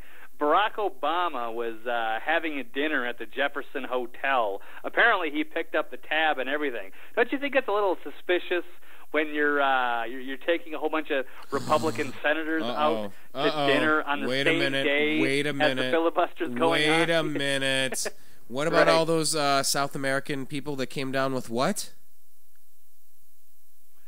All those South American leaders that some had accused. Cancer, with the plane crashes, the mystery. Maybe was there a royal jester that tasted this food served to all of these evil Republicans? Those are all the lapdog Republicans. Yeah, it was really embarrassing, and all those senators that were at the dinner. I think one of them might have gone back to the D.C. and did participate. I'm going to have to dig that story up, but I think for the most part, we got to see who the true colors are by these guys. And then they come out after the president buys them all dinner. It's kind of hard to say something bad about the president, but I guess what Lindsey Graham said to Rand Paul, and I don't have the quote in front of me, but basically scolded him for how dare he ask the president a question like that about the drone program. But I guess but the president did technically just buy him dinner, to be fair. At a nice place, I'm assuming. The Jefferson Hotel's probably got a nice restaurant. Blake, I love it. You think they were bought off for like $85? I mean, how bad is that? $85? Really? I think it's somewhere. I think I read that. I'm pulling up. That's about an $85 dinner or so, depending on the restaurant. That's it? For $85, they decided I won't show up at the filibuster, and I'm going to yell at Rand for, I guess, breaking the rules. That's like or being a squeaky wheel. I don't know. That's like a dinner date at In-N-Out Burger out here in Los Angeles. Prices are really expensive. Guys. No, I'm just kind of kidding about that. But okay, so bought off for $85. Senator Lindsey, they call him Lindsey Grahamnesty, and John McCain is pushing for it too. But the Lindsey Grahamnesty, that's a funny name. But these guys are very hard to differentiate. If they were to change ties or change teams, it would be hard to tell what team they're playing for. It would be hard to tell them apart from who they used to be. Because he's a maverick. Right. He's a maverick. yeah, right. John McCain, maverick. Okay, so let's go through this. I have a list of A or D questions. Do you have any other stories we want to get to here? Because then we'll just kind of sum these up right here at the end and kind of. Let's see. What do we absolutely have to cover before the end of the show? That is the question, and I would say there's definitely one. Unless we want to get into some of the silly stuff. But you know what? I'll probably say two. And one of them, we don't have to spend that much time on them. Just something that we have to at least go over briefly. Do you have any silly ones? Segue. Do you have any silly ones? Well, if you got a segue, we did cover this on Monday. Yeah, we don't. Okay, we do have a segue to a different tyrant, one that's still living, and one that I don't think has cancer. Rosie O'Donnell. And that would be no. That's a good guess. I suppose that would be the nuclear war that will perhaps start on Monday. Yes. So enjoy your weekend, everybody, because North Korea has threatened to launch a nuclear missile strike on the United States starting Monday the 11th.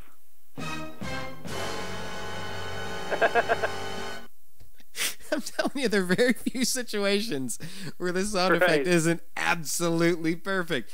So tell us about it. Tell us the nuts and bolts of what's going on with this North Korea thing. All right, this is off of Before It's News, so I'm not, I'm not telling you to drop everything and enjoy your weekend like it's your last. But it's an interesting story, and you never know with North Korea. They've been acting a little goofy, but a little bit.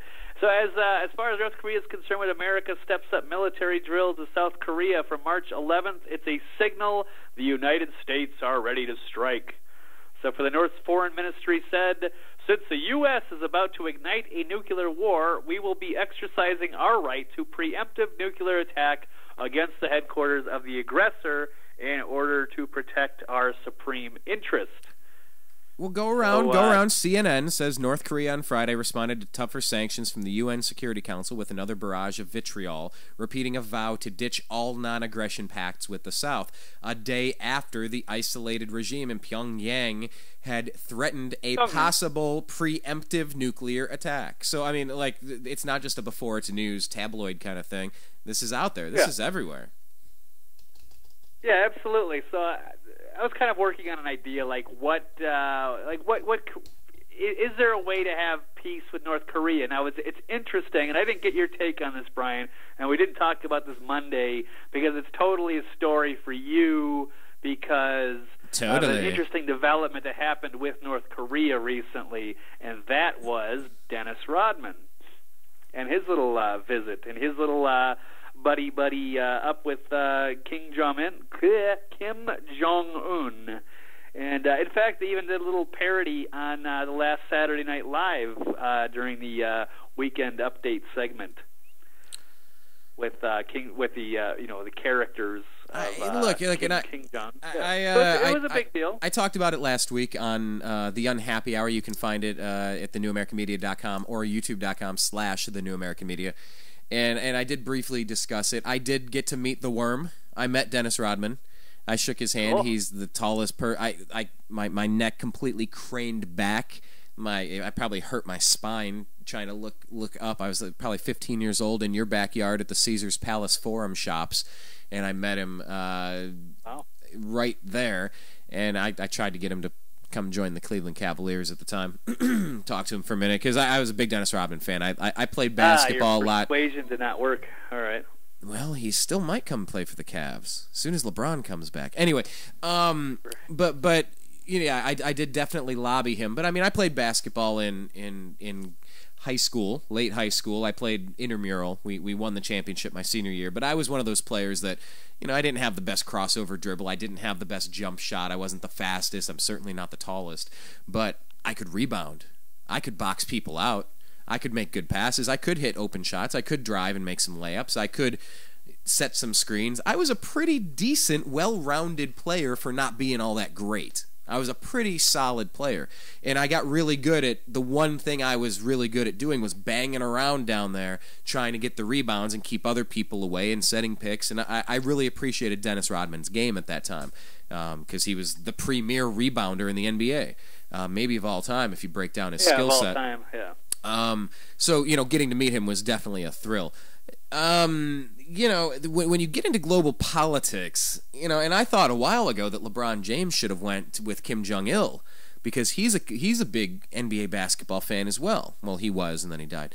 I think if some of this stuff is coordinated a little bit better, there might actually be a benefit to doing something like this. Do I think that was necessarily accomplished and calling him his buddy and talking about how great of a man he is while he's Kim Jong-un, isn't this the kid that sets his political opposition in a field and then has drones drop bombs on him? Right? There was a mortar, I think, that they set off a mortar and killed somebody. They hey, you're gonna go stand over here, and then pop the mortar and boom. That was kind of the end of that. So the dude's obviously crazy to an extent, and I mean, he's like a third-generation dictator and a brutal authoritarian dictatorship. This is from New York Daily News from October 25, 2012. A North Korean army official was said to be executed with a mortar round for insufficiently grieving the death of Kim Jong-il, according to reports. Kim Choi, the vice minister of the army, was arrested earlier this year for reportedly drinking and partying in the weeks after the Korean dictator died in December 2011. Kim Jong-un, the dead despot's son and successor, was said to order his henchmen to leave no trace of him behind, down to his hair, according to a report in London's The Telegraph citing South Korean media. Extreme executions are not rare in North Korea. So... yeah. Well, well, what to say here? We've obviously got it's a crazy world over there. That's obviously by far and away the one country. You could say what you want about Iran, but North Korea is by far the most bizarre, most difficult to deal with. Just a very strange. It's like they live in like the movie 1984, or I don't know. They live so isolated and so brainwashed, and it's so strange there. The way they've just basically brainwashed the population. Scary stuff, and maybe not the most easy country to rationalize with. That's an understatement. But interesting with the Rodman thing. Okay, there's a break in the story, and now we're wondering, well, is this Kim Jong-un guy, is he somebody that can be rationalized with? Or maybe he's... manipulated. You know, well, he was born into this, so maybe it's not necessarily his fault. You know, he was just... Oh, come on He found now. himself... he's only been in power for a short time. It was his dad and his grandfather that set this whole thing up. So he just became the recipient of it. And I think that there's possibly a chance for peace with North Korea if I think it's possible. I think that's what he wants to do, is to maybe, I think he does like Western culture, and they're just, it's going to be difficult to integrate their culture and the rest of the world, but I think it's possible. I don't like the, and we saw that George Stephanopoulos interview with Dennis Rodman, and it was just like, George Stephanopoulos is just basically like, he can't see past the idea of anything except punishment for Kim Jong-un. But the reality is, whatever he was doing is technically legal in his position in his country. So he's not really committing, it's a gray area. But I think that there is a chance for peace, and I'm kind of coming up with an idea of maybe like a 10-year plan of like, now let's you sound like say Paul we make Ryan. an agreement. You sound like Paul Ryan. But he's going to have to make some agreements. He's going to have to, number one, you're going to have to stop killing your people, and maybe within like, a year or two, you're going to have to let all your people out of these horrible prisons or whatever. And then we're going to slowly like integrate the culture. There's got to be a peaceful solution for this, rather than, we're just going to let them continue to be insane until they decide to nuke something and make it a bigger problem, or, what else? I mean, we got to get there's got to be a better way. We can come up with a solution if, he's willing to be rational. And that was a big sign to meet with Dennis Rodman. So I'm impressed. Okay. So you think there's a long-term possibility? Yeah, and I think I think there's a way to forgive him if he goes forward, doesn't kill anybody, and stops with the whole secret prison thing, and starts to descale his nuclear weapons over the next few years. I think there's a path to peace here. I can see it, and Blake. It needs to be done. They can't continue to go on like that over the generations with these dictatorships and keeping all their people in the dark. Okay, well, here, take a listen to this, Blake. Take a listen to this. Can't talk to a psycho like a normal human being. Can't talk to a psycho like a normal human being. Trigger happy Jackie. I don't know if you caught it was a very subtle context of what I was saying there. That was Poe, Trigger Happy Jack. Did you happen to catch the main point behind that? No. Hang on, let me one more time. I believe it's you can't talk to a psycho like a normal human being. Let's see. I think she's going to say it again. But Hold on. is he a psycho? Yes. His dad. Right. Can't talk to a psycho like a normal human being. But I mean, we might be able to negotiate with them. All right, well, Kim Jong-il, his father, was a psycho. But that doesn't mean that he's not a psycho. I mean, what do you... Okay, if your dad was Kim Jong-il, and he was like this brutal dictator, and all of a sudden he's dead, and, oh, you're 28, and you've got all this power, but maybe you kind of have a... you like the power, but at the same time, you're kind of like, well, maybe I'm not a psycho like my dad, and maybe I don't want to continue this. This isn't going to go on forever, but I still like the power and the leadership. So it's kind of a, can we descale? And I'm trying to come up with like a 10-year plan, not only for people like Kim Jong-un, but also for like royalty worldwide, which I also think we need to get rid of. That needs to go the way of the dinosaurs. Well, you're a big fan of royalty worldwide. Speaking of which, the Pope. We're going to get a new Pope soon, right? On a completely unrelated topic, by the way.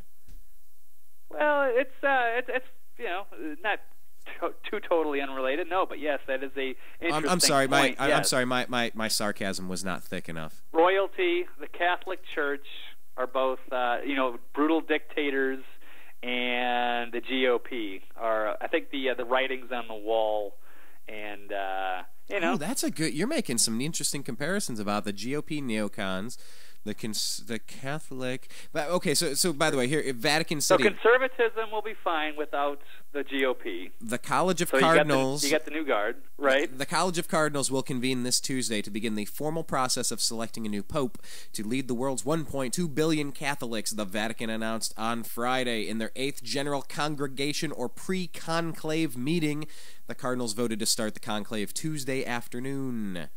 So we're going to have a change into the guard here, talking about power and control and talking about the old guard and talking about royalty, and you have a 10-year plan for Kim Jong. Okay. Hey, I'm throwing it out there. I kind of said the same thing. I said kind of the same thing last week, but you need to have a coordinated effort with the State Department, so you're not going out there making asinine comments about how great of a guy he is and how they're eating these lavish meals while he's starving his people and keeping them in the freaking Stone Age. When you look at those Wait, not him. He's just inherited this power. We got to look at Kim Jong-il. Now you sound the major culprit, and the guy above him. He's been in power for a certain amount of time. Okay, so Kim Jong-il... He did not lay this groundwork. He did not lay this groundwork. It's not all him. Okay, so To be fair. Okay. So Kim Jong-il was the George Bush. And Barack Obama... Kim Jong-un just needs some more time. He just needs some time. It doesn't... Mortar shells or not, you didn't like my dad, or you don't like how you're saying something, you're on a kill list now. Just give him some more time. Give him a 10-year plan. You know what, just do the Chavez and get rid of term limits altogether. Come on, he was something that couldn't be... What was that South Park movie where they... Team America, World Police? Yeah, America, World Police. You kind of saw that. Yeah, that was a different dictator. Now this is his 28-year-old son, or 29, or whatever he is. But the point is, he was not the guy that started the whole dictatorship. Yeah. I'm going to try to be nice. I'm going to try to give this guy a little bit of the benefit of the doubt that maybe he is trying to work towards peace, and maybe he's not the monster that his father was, and that he wants to eventually, move towards a better future. He doesn't want the rest of the world, hating him for being, whatever. I think we've got to try to, meet a peace. And I think 10 years is a goal. If he doesn't do anything crazy in the next 10 years, and he wants to, unite with the rest of the world, and I think that we should make every effort to do so. We do want world peace. Where is that nuclear North Korea? Where's that thin red line? Where's that red line that your favorite boy at the UN made the picture of? Who was that about? The nuclear capabilities. Now that's somebody that can't be rationed with. But where was the red line? Was that referring to North Korea? Iran. What's the right? difference when they're all hooked up at the same parties with Chavez and Iran and Libya and Syria Yeah, we can and do North the same Korea 10-year and plan for Iran. Iran as well. But aren't we on like 20 years now? Aren't we on a lot of years? Well, I mean, if we're going to have to obviously change our own corruption in this country as well. We've got our own problems. But okay, well, this is good. I think we found one. I think we found one. What is the agree to disagree question with Kim Jong-un? Because we may, you may agree and I may disagree. All right. Okay, that's a good question. Can he be rationed with? How about should agree or disagree? Well, can versus should. How do you not? You got to make every effort for peace, and you only go after. You only cause a war or get involved in conflict if you've exhausted every avenue for peace. In my opinion. But when you're threatened, I think it changes things.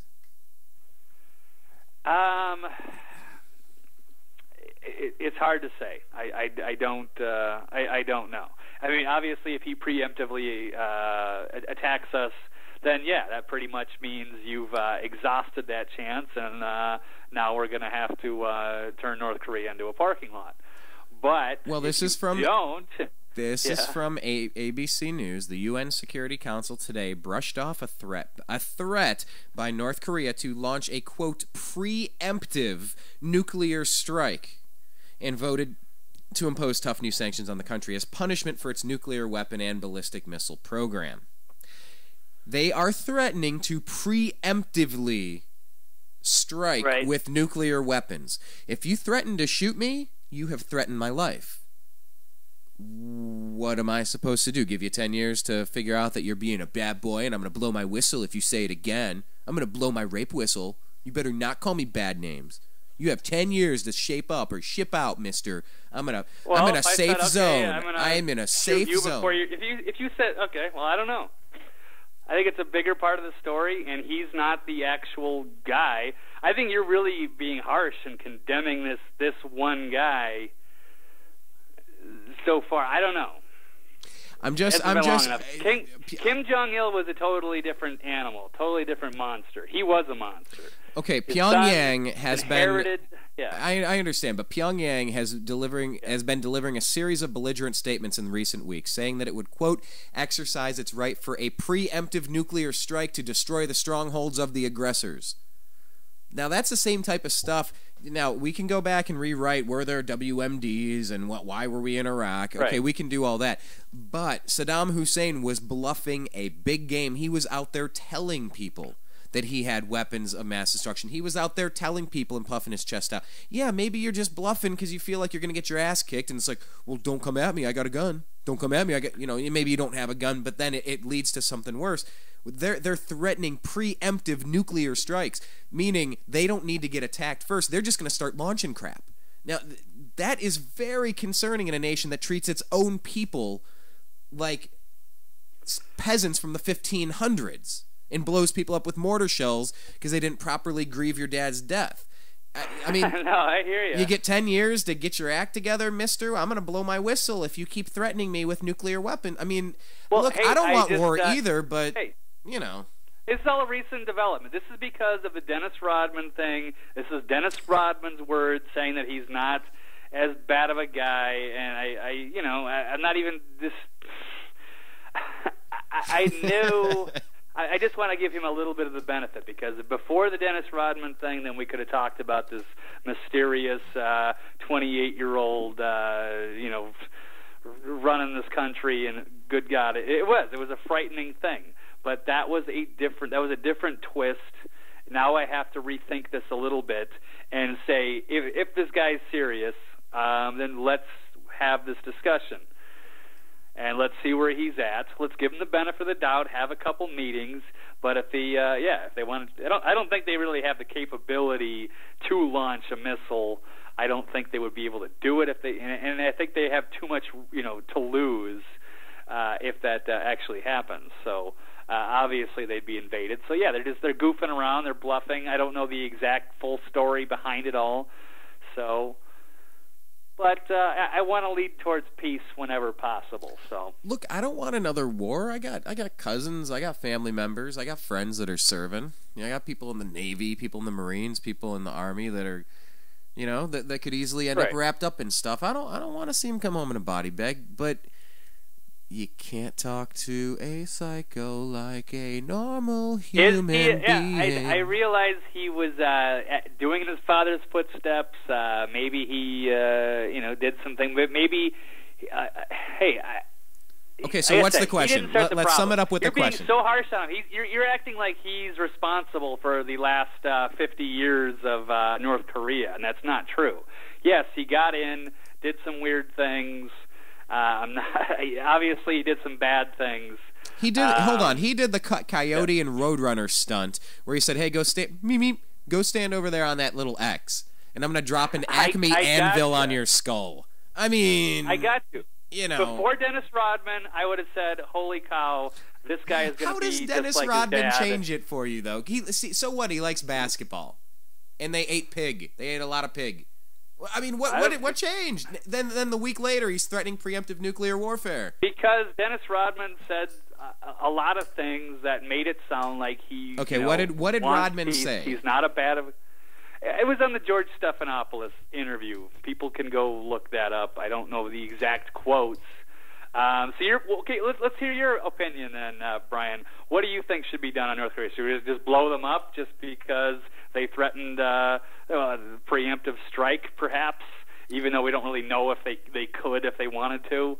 Is that the solution? Do we not even give peace a chance? Do we just say this guy's a psychopath? I don't care. So there's no forgiveness, no chance for future peace. It's basically. What should we just we nuke them Sunday then before they nuke us Monday? I mean, what is your idea here? Should it coincide with the new pope?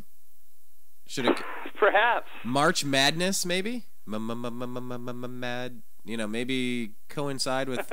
Okay, in his first interview since returning to the U.S. from an unprecedented visit to North Korea last week, former NBA star Dennis Rodman said he bears a message for President Obama from the country's oppressive leader Kim Jong-un. This is the Stephanopoulos thing that you're talking about. Quote, he wants Obama to do one thing. Call him. Rodman told ABC's George Stephanopoulos on This Week. He said, if you can, Dennis, I don't want to do war. I don't want to do war. He said that to me. The athlete also offered Kim some diplomatic advice. The athlete also offered. I know. Let me keep going. I'm giving you the. I pulled up what you referenced, and I'm presenting it for people to agree to disagree. And if you want to tune me out at some point, I'm going to read a few more paragraphs while you come up with the question, the agree to disagree question. He wants Obama to do one thing. Call him. I don't want to do war. The athlete also offered Kim some diplomatic advice for potential future talks with President Obama. Kim loves basketball, and I said the same thing. I said, Obama loves basketball. Let's start there, Rodman said. Now look, on the surface, I absolutely agree with that. Kind of. Sort of. I kind of get it. Can you find one thing that you're both cool with, and can we start stemming out from there? I don't know, try it before nuclear war. That makes sense. Rodman's comments come days after the basketball star shocked the world with an unexpected trip to Pyongyang, North Korea, becoming the first known American to publicly meet with the mysterious Kim since he assumed command of the totalitarian nation. That's actually a pretty cool phrase, totalitarian nation. After the death of his father, Kim Jong-il, in 2011. The young leader has defied UN sanctions by continuing to develop North Korea's nuclear arms and missile programs, which he says is aimed at the U.S. Kim is often regarded as one of the world's most oppressive leaders, presiding over prison camps and allowing millions of his own people to starve. Rodman likely now has more first-hand impressions of Kim than any other American. He offered some insight to Kim's personality this morning. Quote, he loves power. He loves control, end quote. Rodman said of his new friend. Quote, but guess what? He doesn't want war. That's one thing he doesn't want, end quote. In a bizarre display of basketball diplomacy, Rodman went on the record to offer highest praise for Kim Thursday, telling reporters, I love him. He's awesome. Today on This Week, Rodman didn't backtrack on those comments. Quote, no, I'm not apologizing for him, Rodman said. You know, he's a good guy to me. Guess what? He's my friend. I don't condone what he does, but as a person to person, He's my friend, end quote. Rodman traveled through Pyongyang with members of the Harlem Globetrotters. Pyongyang. Sorry. I know. I'm trying to say. It's a funny word. It's a fun word to say. Ooh. Pyongyang. I think I saw that in a documentary. Yeah. Pyongyang. I think that's how they were pronouncing it. But sorry. Rodman traveled through Pyongyang with members of the Harlem Globetrotters basketball team and a camera crew from the upcoming HBO series Vice. Kim warmly welcomed the Americans with an itinerary that included ice skating, an aquarium visit, and long dinner and drinks. During his visit, Rodman sat courtside with Kim as they took in an exhibition basketball face-off with the Globetrotters and North Korean players. Kim, like his late father, is said to be a devoted basketball fan, especially for the 1990s-era Chicago Bulls championship teams, which included Rodman. Rodman stood up to give a speech to the basketball crowd, at one point telling Kim, "You have a friend for life." Rodman also raised eyebrows back home when he complimented Kim's infamous family legacy, adding, "His grandfather and his father were great leaders." But when Stephanopoulos pressed him on This Week, Rodman clarified those controversial remarks. What I saw in that country, I saw people respect him and his family. Respect? Come on, man. When you're being starved and blown up by mortars, I don't think respect is the right word. Terrified and silent, maybe. I agree. But Brian. But hold on. I'm reading. Okay, I got a little bit more here, and then we're done. All right. But that's what I mean about that. They're real great leaders there. Rodman drew a distinction between Kim and his predecessors. The kid is only 28 years old. 28, he said, and he's not his dad, not his grandpa. He's 28 years old. You know what that one reminds me of? That reminds me of, he's not his dad.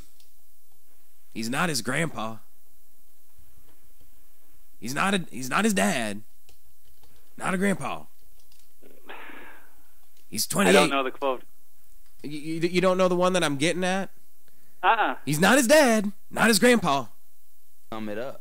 When you just talk about practice. We sitting here, I'm supposed to be the franchise not his dad. player, and we're in here talking about practice. Not his grandpa. I mean, listen, we talking about practice. Yeah, I know the Alvin Iverson. Not a game. Not a game. Not a game. Not a game. The kid is only 28. He's not his dad. Not his grandpa. He's 28 years old. Sorry. Despite the unlikely pairing, Rodman said he has something in common with Kim and the North Korean people, a love of basketball. Quote, "I'm not a politician. Kim Jong-un and North Korean people are basketball fans." End quote, he tweeted. "I love everyone, period. End of story." The U.S. State Department had no involvement in the visit, and officials say they have no plans to debrief Rodman after his meeting with one of the world's most mysterious leaders. Colonel Steve Ganyard, USMC, retired, a former Deputy Assistant Secretary of State and ABC News consultant, told ABC's Martha Raddatz the State Department's decision is ridiculous. There is nobody at the CIA who can tell you more personally about Kim Jong-un than Dennis Rodman, and that in itself is scary.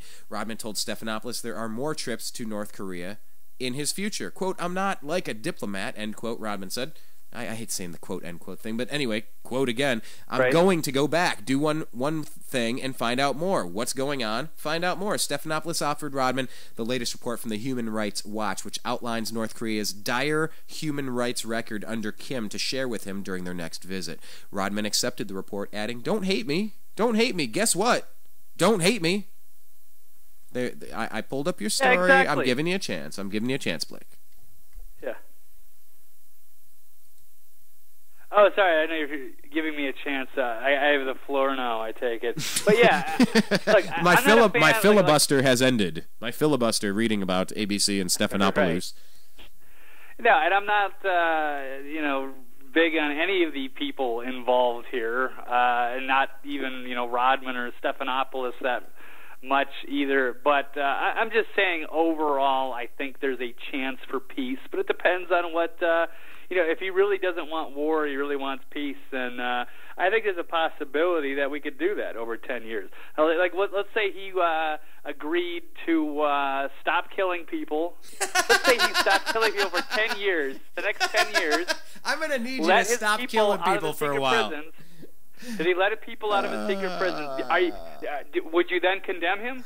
Brian, let me ask you seriously. So George Stephanopoulos, like I said, Stephen Dorner. Okay, look, we're going to need you to stop killing people for a little while. No, you're going to stop killing for 10 years. You're not going to kill anybody. You're going to let your people out of these secret prisons or whatever they got going on over the next couple of years. And then say every couple of years you're going to give us one of the nuclear weapons. And then after 10 years, on good behavior and all that stuff, and bringing the prosperity back. We get, are you going to say, according to Stephanopoulos, do you then grab this guy and lock him up, or do you say, you know what? I think we made a good case for peace. You did good for 10 years. You obviously won it. Let's work for the greater good for 21st century Earth and beyond. Or do you say, no forgiveness, I don't care, you were a leader then, so you shot that guy with a mortar, and now it doesn't matter, you're going to go to jail anyway? How do you? I think you need to phrase the agree to disagree question on this one. All right, phrase me a question. Disagree. Kim Jong-un does not. Hypothetically, if he does not kill any more people, well, hold on. We gotta simplify. Hold on, we gotta simplify this somehow. All right. Try again. Let's no rephrase. No murder. Lets the innocents out of the prisons and descales his nuclear weapons. 10 years. We have a totally reinvented North Korea. What do you do? Should we still prosecute Kim Jong-un? Agree or disagree? That's kind of long. How about this? You don't think can he redeem himself for whatever he's done, and whatever his father's done is not necessarily his fault, but whatever if he's responsible, if he's got the blood on his hands for this mortar killing and some of the people that are in the prisons right now, yeah. But can you forgive somebody after 10 years?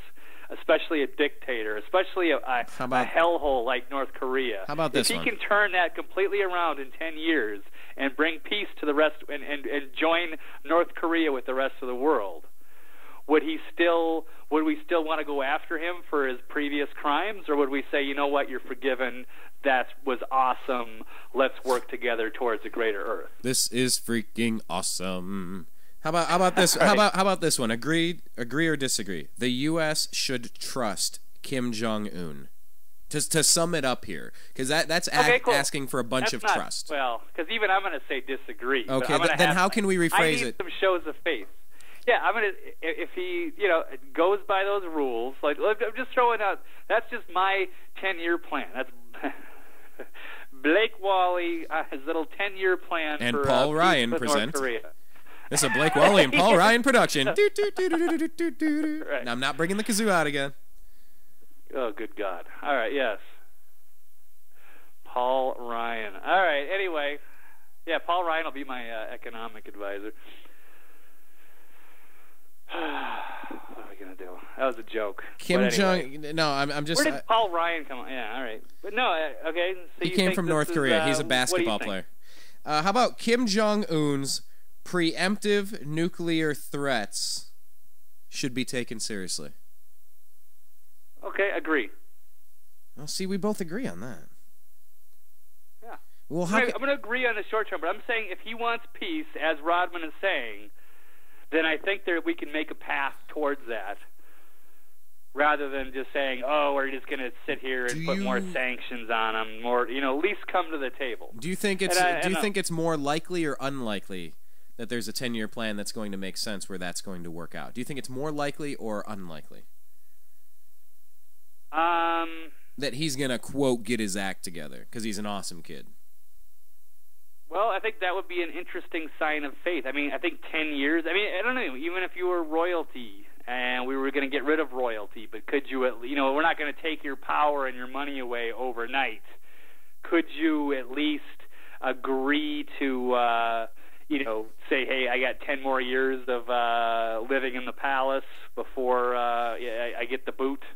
I don't know. At least I don't think that worked something. Well, it doesn't. Hey, they're probably not going to like it, but if they're if the whole world decides, hey, we're moving towards the future, these people that somehow are entitled to their power by blood from their sixth generation ancestor was a powerful, good person, so now they get to suck off the taxpayers and be above the law forever, and buy up, and have just ridiculous wealth. at some point we got to say this isn't working for us as we, go towards the future. Well, there are signs on CNN, this security blog, CNN, signs North Korea is expanding its controls near the notorious prison camp. It looks like they're still moving in that totalitarian, repressive, torturous... Hey, you know what? In that case, then, you know what? Then F him. I'm just saying, hey, I got a chance for peace. If Rodman you mean find is him? saying that this guy's genuine, then fine. What's that? You mean find him? Right. Forgive him? Right. Okay, so then maybe is there any other way to might phrase? Sound possible. Yeah. Well, is there any other way to phrase the agree to disagree question where we can actually disagree on it then? Because so far what we have is Kim Jong Un's preemptive nuclear threat should be taken seriously. Agree. All right. Okay. Yeah. So, is there is there a 10-year plan that we could agree upon, that the rest of the world could agree upon to integrate North Korea back into the fold or into the rest of the world? Do North Korea's plans involve them acting cool? Could we integrate North Korea with the rest of the world in 10 years? I get where you're going with that. I'm trying to keep the agree to disagree questions as concise. All right, is peace possible with North Korea? No, you have to make like a definitive statement. One. Peace is possible. Because they are so very backward and so far removed from the rest of the cultures of the world that it would be difficult in their situation, but I think it is possible. Okay, well, let's do this then. Let's just leave it with Kim Jong-un's preemptive nuclear threat should be taken seriously. Agree. And right. You said agree. Agreed. And you know what? If this keeps ramping up, I'm sure we'll talk about this in the future. But what we have found today, folks, all you gracious listeners who I am thankful for here on Agree to Disagree on thenewamericanmedia.com. For all of you listening, you have witnessed the evolution of Agree to Disagree. What we've discovered is it's actually kind of difficult to make these statement phrases that you will either agree or disagree with, because you're not posing a question, you're making a statement. It's like in Las Vegas. They don't pick the winners and losers. They set the median point that they think will get the most action of people to support the underdog or the favorite. They said, they're favored by 7. Well, that doesn't mean they're going to win by 7. It means they think most people are going to bet on that. So we're trying to come up with a statement that can elicit an equal amount of response on the right and the left, on the top and the bottom, the black and the white, just whatever, on two different sides of an issue where you can agree or you can disagree. But this is actually kind of hard, Blake. We found ourselves struggling to... So let's recap our agree to disagree questions, and feel free to stop me as we wrap this up here. If I forget a question, please jump in with it if there's a topic we didn't cover. Agree or disagree? The life and actions of Hugo Chavez should be celebrated. Disagree. I disagree as well. Agree or disagree? It is time for John McCain and Lindsey Graham to leave government immediately. Agree. Agree. Agree or disagree? Rand Paul is now the front-running 2016 presidential GOP candidate. Take away the GOP part, and then yes, agree. Oh. You know GOP what? is now DOA. The GOP is DOA in 2016. I like that. The GOP is DOA. Yeah, look, I'd be happy to see both parties implode. They're just two private little clubs. They're two jerk clubs full of jerks. We don't need to pay attention to what they do. Do your thing. I don't care. Stop rigging our system and get out of our way. Stop stealing our money. Well, we want to. We're our little jerk club. I don't care. Yeah, okay, so let me rephrase that. Agree or disagree? Rand Paul is the front runner for the 2016 presidency. Agree. Okay. Sure. I think in 3.5 years we're going to be ready for a change. Awesome hypothetical too, and just to raise the bar on everything, because if you could imagine, let's just say there was a ticket of Rand Paul and Ted Cruz, just hypothetically, what would the Democrats do? Hillary and Biden. No, I don't think you could possibly run Hillary. Jon Stewart and Stephen Colbert. That would at least have a chance. That would have it. Actually, Stephen Colbert would Stephen Colbert, because he's kind of jokingly run. He's a very intelligent guy. Jon Stewart's a very intelligent guy. If they just really, that at least would be plausible, because I don't think Hillary Clinton would have a zero chance at beating Rand Paul and Ted Cruz. Don't underestimate her, dude. She could run against Jeb Bush, no problem. But once you get into the ring with people that speak in common sense, wouldn't that just make you cry? If you really look, Blake, in 3.5 years, if we really had to say, well, here we are again, folks, from the same people that brought you, John Kerry v. Bush, the same people that brought you Obama v. McCain, from the same people that brought you Romney v. Obama, we welcome you to Bush v. Clinton. Oh, God. At what point, it's over. I'm starting to gloss over right now. Like, my eyelids got heavy, my whole face started contorting, my head got real heavy. That made me heavy in my heart. That made me sick to my stomach. That just kind of like wafted over me and made me physically ill for a moment as I said that. Do you realize that? I'm not even kidding. Good. It made me ill. That's a normal response. That should be a normal response. Okay, right. Moving on. Are possible drone killings of Americans a reason for concern? Wait, no. I have to here we go. I have to rephrase this here. Possible drone killings of Americans are a reason for concern. Agree. Okay, agree. All right.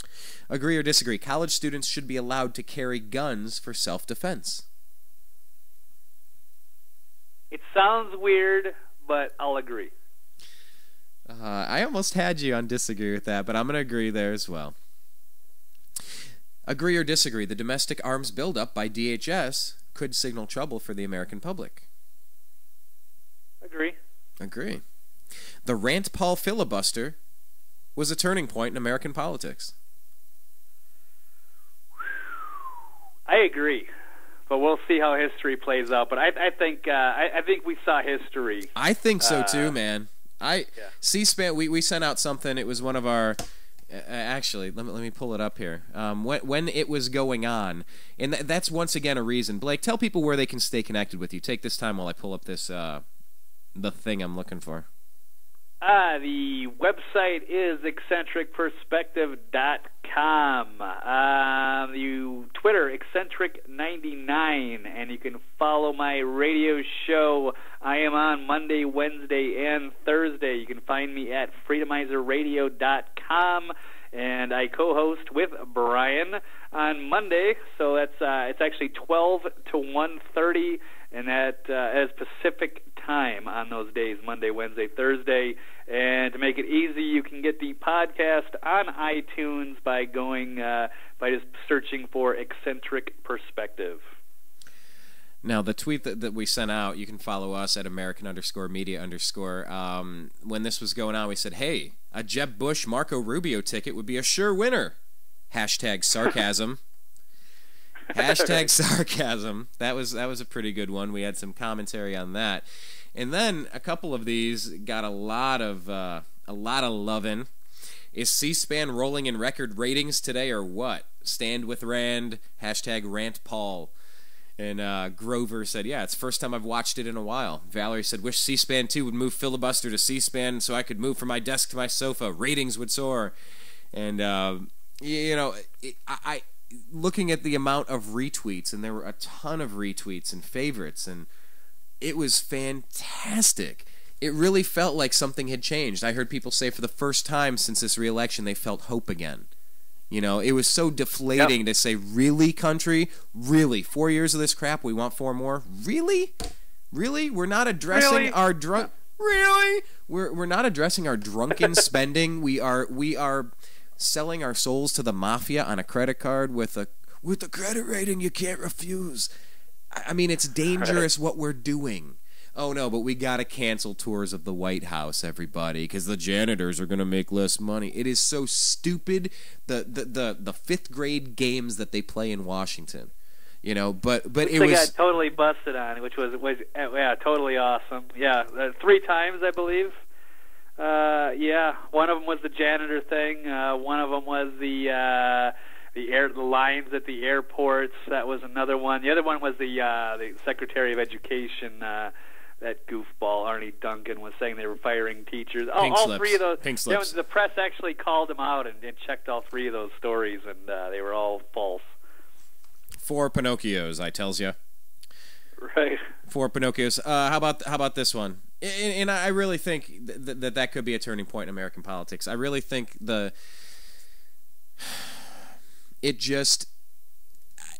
felt a pulse. GOP imploded, and so did the liberal media. Well, as the 12 disciples are meeting with their leader, having their schmancy dinner, you know, this dude's up there for 13 hours saying, "Are you freaking kidding me?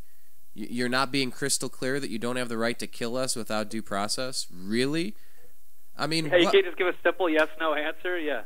After the guy's saying he needs to brainwash people against guns and tries to confiscate our guns, but they're ramping up all of their purchases everywhere else, and they're not saying that they can't. He's been guilty of contempt, and he's been giving guns to Mexican drug cartels, and won't give out any of the evidence, and gets protected by executive, what was it privilege. again? Privilege. Executive privilege. Privilege is a great word to be bandied about today. But if I use the phrase bandied about, I think I sound privileged as well. But that's a good segue, because this other agree or disagree phrase, statement rather, we should thank Eric Holder for the filibuster blowback. For the filibuster blowback. Right. Agree. And finally, agree or disagree, Kim Jong-un's preemptive nuclear threats should be taken seriously. Agree. Okay, Blake, did I forget anything that we talked about with our agree or disagree moments? Because I'm going to post these up there and try to split them out, and I think maybe I'll retweet these throughout the week and just respond with a yes or no and 1-sentence answer. Agree or disagree. And I really want to push this throughout the week. If there are 7 of these, push them out 7 a day, or do a few every day, and really try to get some feedback on this. Is there anything we left out that I didn't remember? Anything I have on? No, I think we pretty much covered most of the stuff. Yeah, I think we got pretty much most of the week.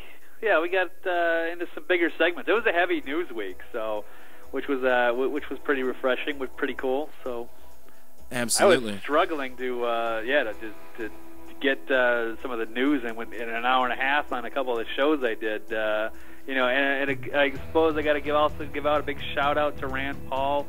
Awesome job by him and the Republicans that joined him.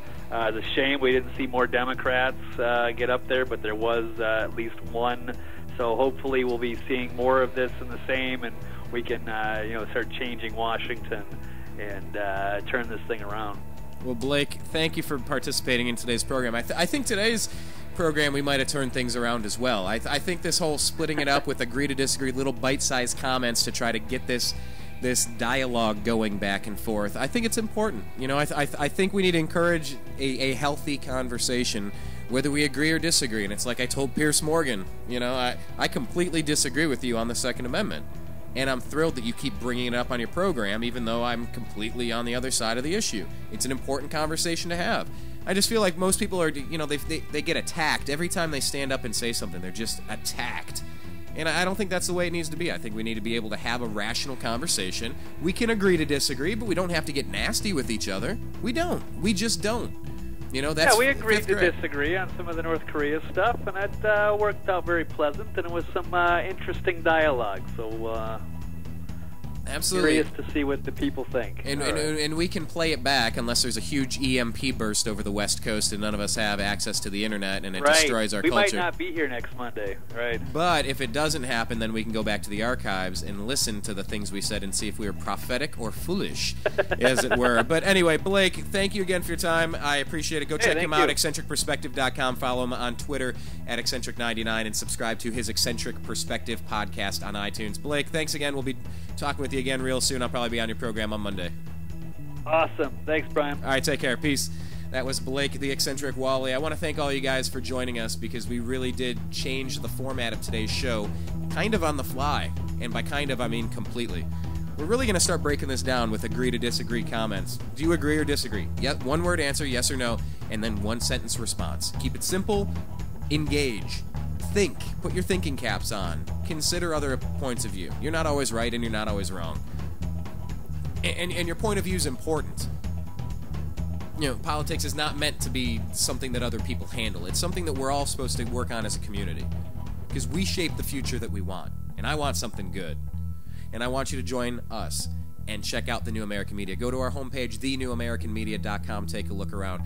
Go on Facebook and search The New American Media and like our page and leave some comments and share some stuff with us. Follow us on Twitter at American_media_ and subscribe to our YouTube channel, youtube.com/The New American Media, and be sure to leave your comments.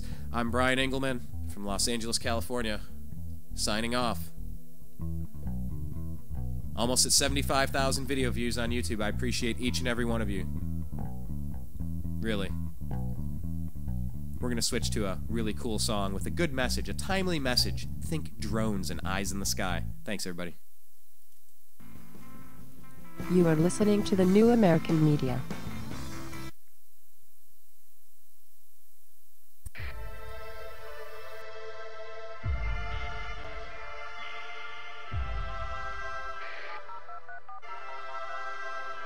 Welcome back, netizens, to this newest edition in Juice Media series of rap news journalism with me, Robert Foster. This evening we're actively delving in depth to facts which affect all of us who dwell on this internet, and we've got to give a special welcome to all the ladies and agents from the NSA, ACO, MI5. Glad you're listening in, because today's show is all about surveillance and how it's spreading from the streets into our modems. As we speak, laws are being tacitly written in to implement ways of controlling the expanse of this internet, to keep us safe, we're told. But from whom? And will this place ever be the same if these plans go through? To find out, we connect with our first guest to comment on the matter. We're live at the Panopticon with General Baxter. General, son, good to have you back again with us. Explain why the state is spying on us. My fellow Oceanians, as you know, we've always been at war with Eurasia. Or is it East Asia? Either way, it's war and we need division to wage it. But now the proles are connecting online, bypassing these illusory divisions of race, religion, and nationality. Sounds grand to me. It's a catastrophe. Centuries of hard work are being undone, profits are vanishing, and it's due to the internet. It's empowering humanity. We need to get this snafu under control rapidly. How? Behold the latest weapon in the war of terror. Our greatest invention since 9/11. Guaranteed to keep us free and safe forever. I give you the surveillance state, ladies and generals. Our secret wires log your key style. Monitor every single number on your speed dial. Rewind straight to your position with facial recognition and pinpoint you within 0.03 of a mile. We've put eyes everywhere without consulting you, keeping you safe whether or not you want us to. Soon there'll be no freedoms left for threatening. Then we'll have won the war. Take that, terrorism. Brilliant. Thank you, General. We now interview our resident guru, Terrence Moonseed, for a different view. Greetings. How does this situation look? I have one word for you, Robert. Double plus on good. The world populace of 7.4 billion are all headed in the direction of Orwellian totalitarian oblivion. My voice is horse yelling about stellar winds, cold chilling them and trap wire weaving through the world wide web we all dwelling in. Face it, the all-seeing eyes in all of our Facebooks like a virus, and in these iPhones with Siri, or should I say Iris. Next in line is RFID devices and mind chips triggered by chemtrails the plague spray the sky with. This time it's too far. Check out the base they're building in Utah, where they'll be storing all your data for over a century. It's FUBAR. And under the outback is an entire tunnel of wires, an echelon base called Pine Gap to hijack our mother Gaia. Hey, maybe your mother's gayer. Boo-hoo. Why didn't you just kill yourself like most of your troops do? That's it. Now you're on the cast iron list. Hang on, General. Why weren't we informed about this? Sorry we didn't tell you about our grand plan before. It was meant to be a surprise, under wraps in a store. But some spoil sports had to go and ruin it for all by blowing whistles in spite of the damn law. Bill, Benny, and Thomas Drake are trailblazers for leaking these tactics. Hey, civil liberty activists, this is all legal. Anything we do now actually is. How did... You can't question my authority thanks to this. And that shit's global, people. In Australia, it's now legal for the government to store all SMSs, searches, and emails. Australians, it's taking place under your nose. Unless you wake up, all your data are belong to ACO. Come on, everyone knows. You could trust the government now. If you got nothing to hide, you got nothing to worry about. That might be the case with things that are happening now, because most people agree with most of the laws that are being handed down. But once the Illuminati reveal their agenda for you, this surveillance will enforce laws you no longer consent to. But by then it'll be too late to protest too, and anything you've ever said typed or browsed can or will be used against you. I'm confused. So what should we do then? What should we do? Nothing. This is all an illusion. It's just a ride, a delusion, the Matrix, the Maya deceiving us. Oh, you hippies really make our job so much easier. Sorry to interrupt, but we're picking up a signal from beyond the space-time continuum. Quick, switch on the juice channeling portal. Wait, is that George Orwell? Good day to you.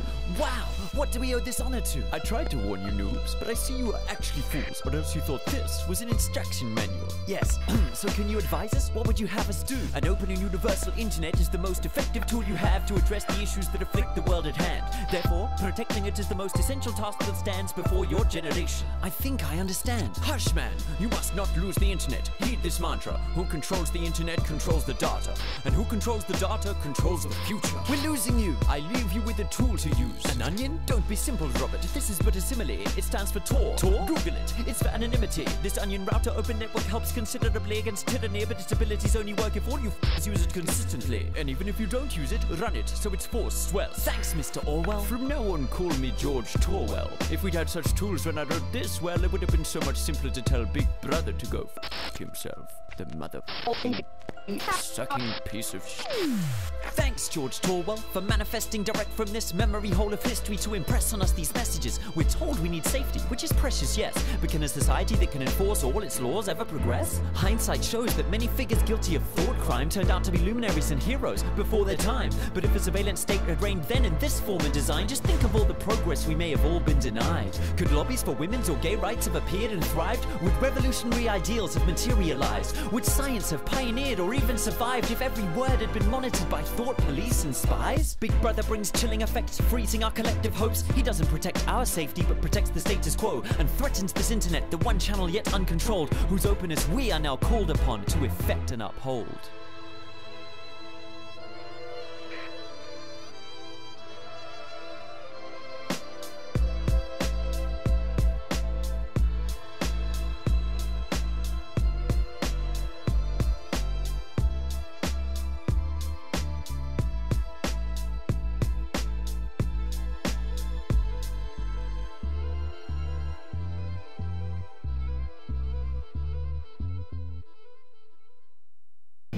If you're tired of the other stuff, take a look at the New American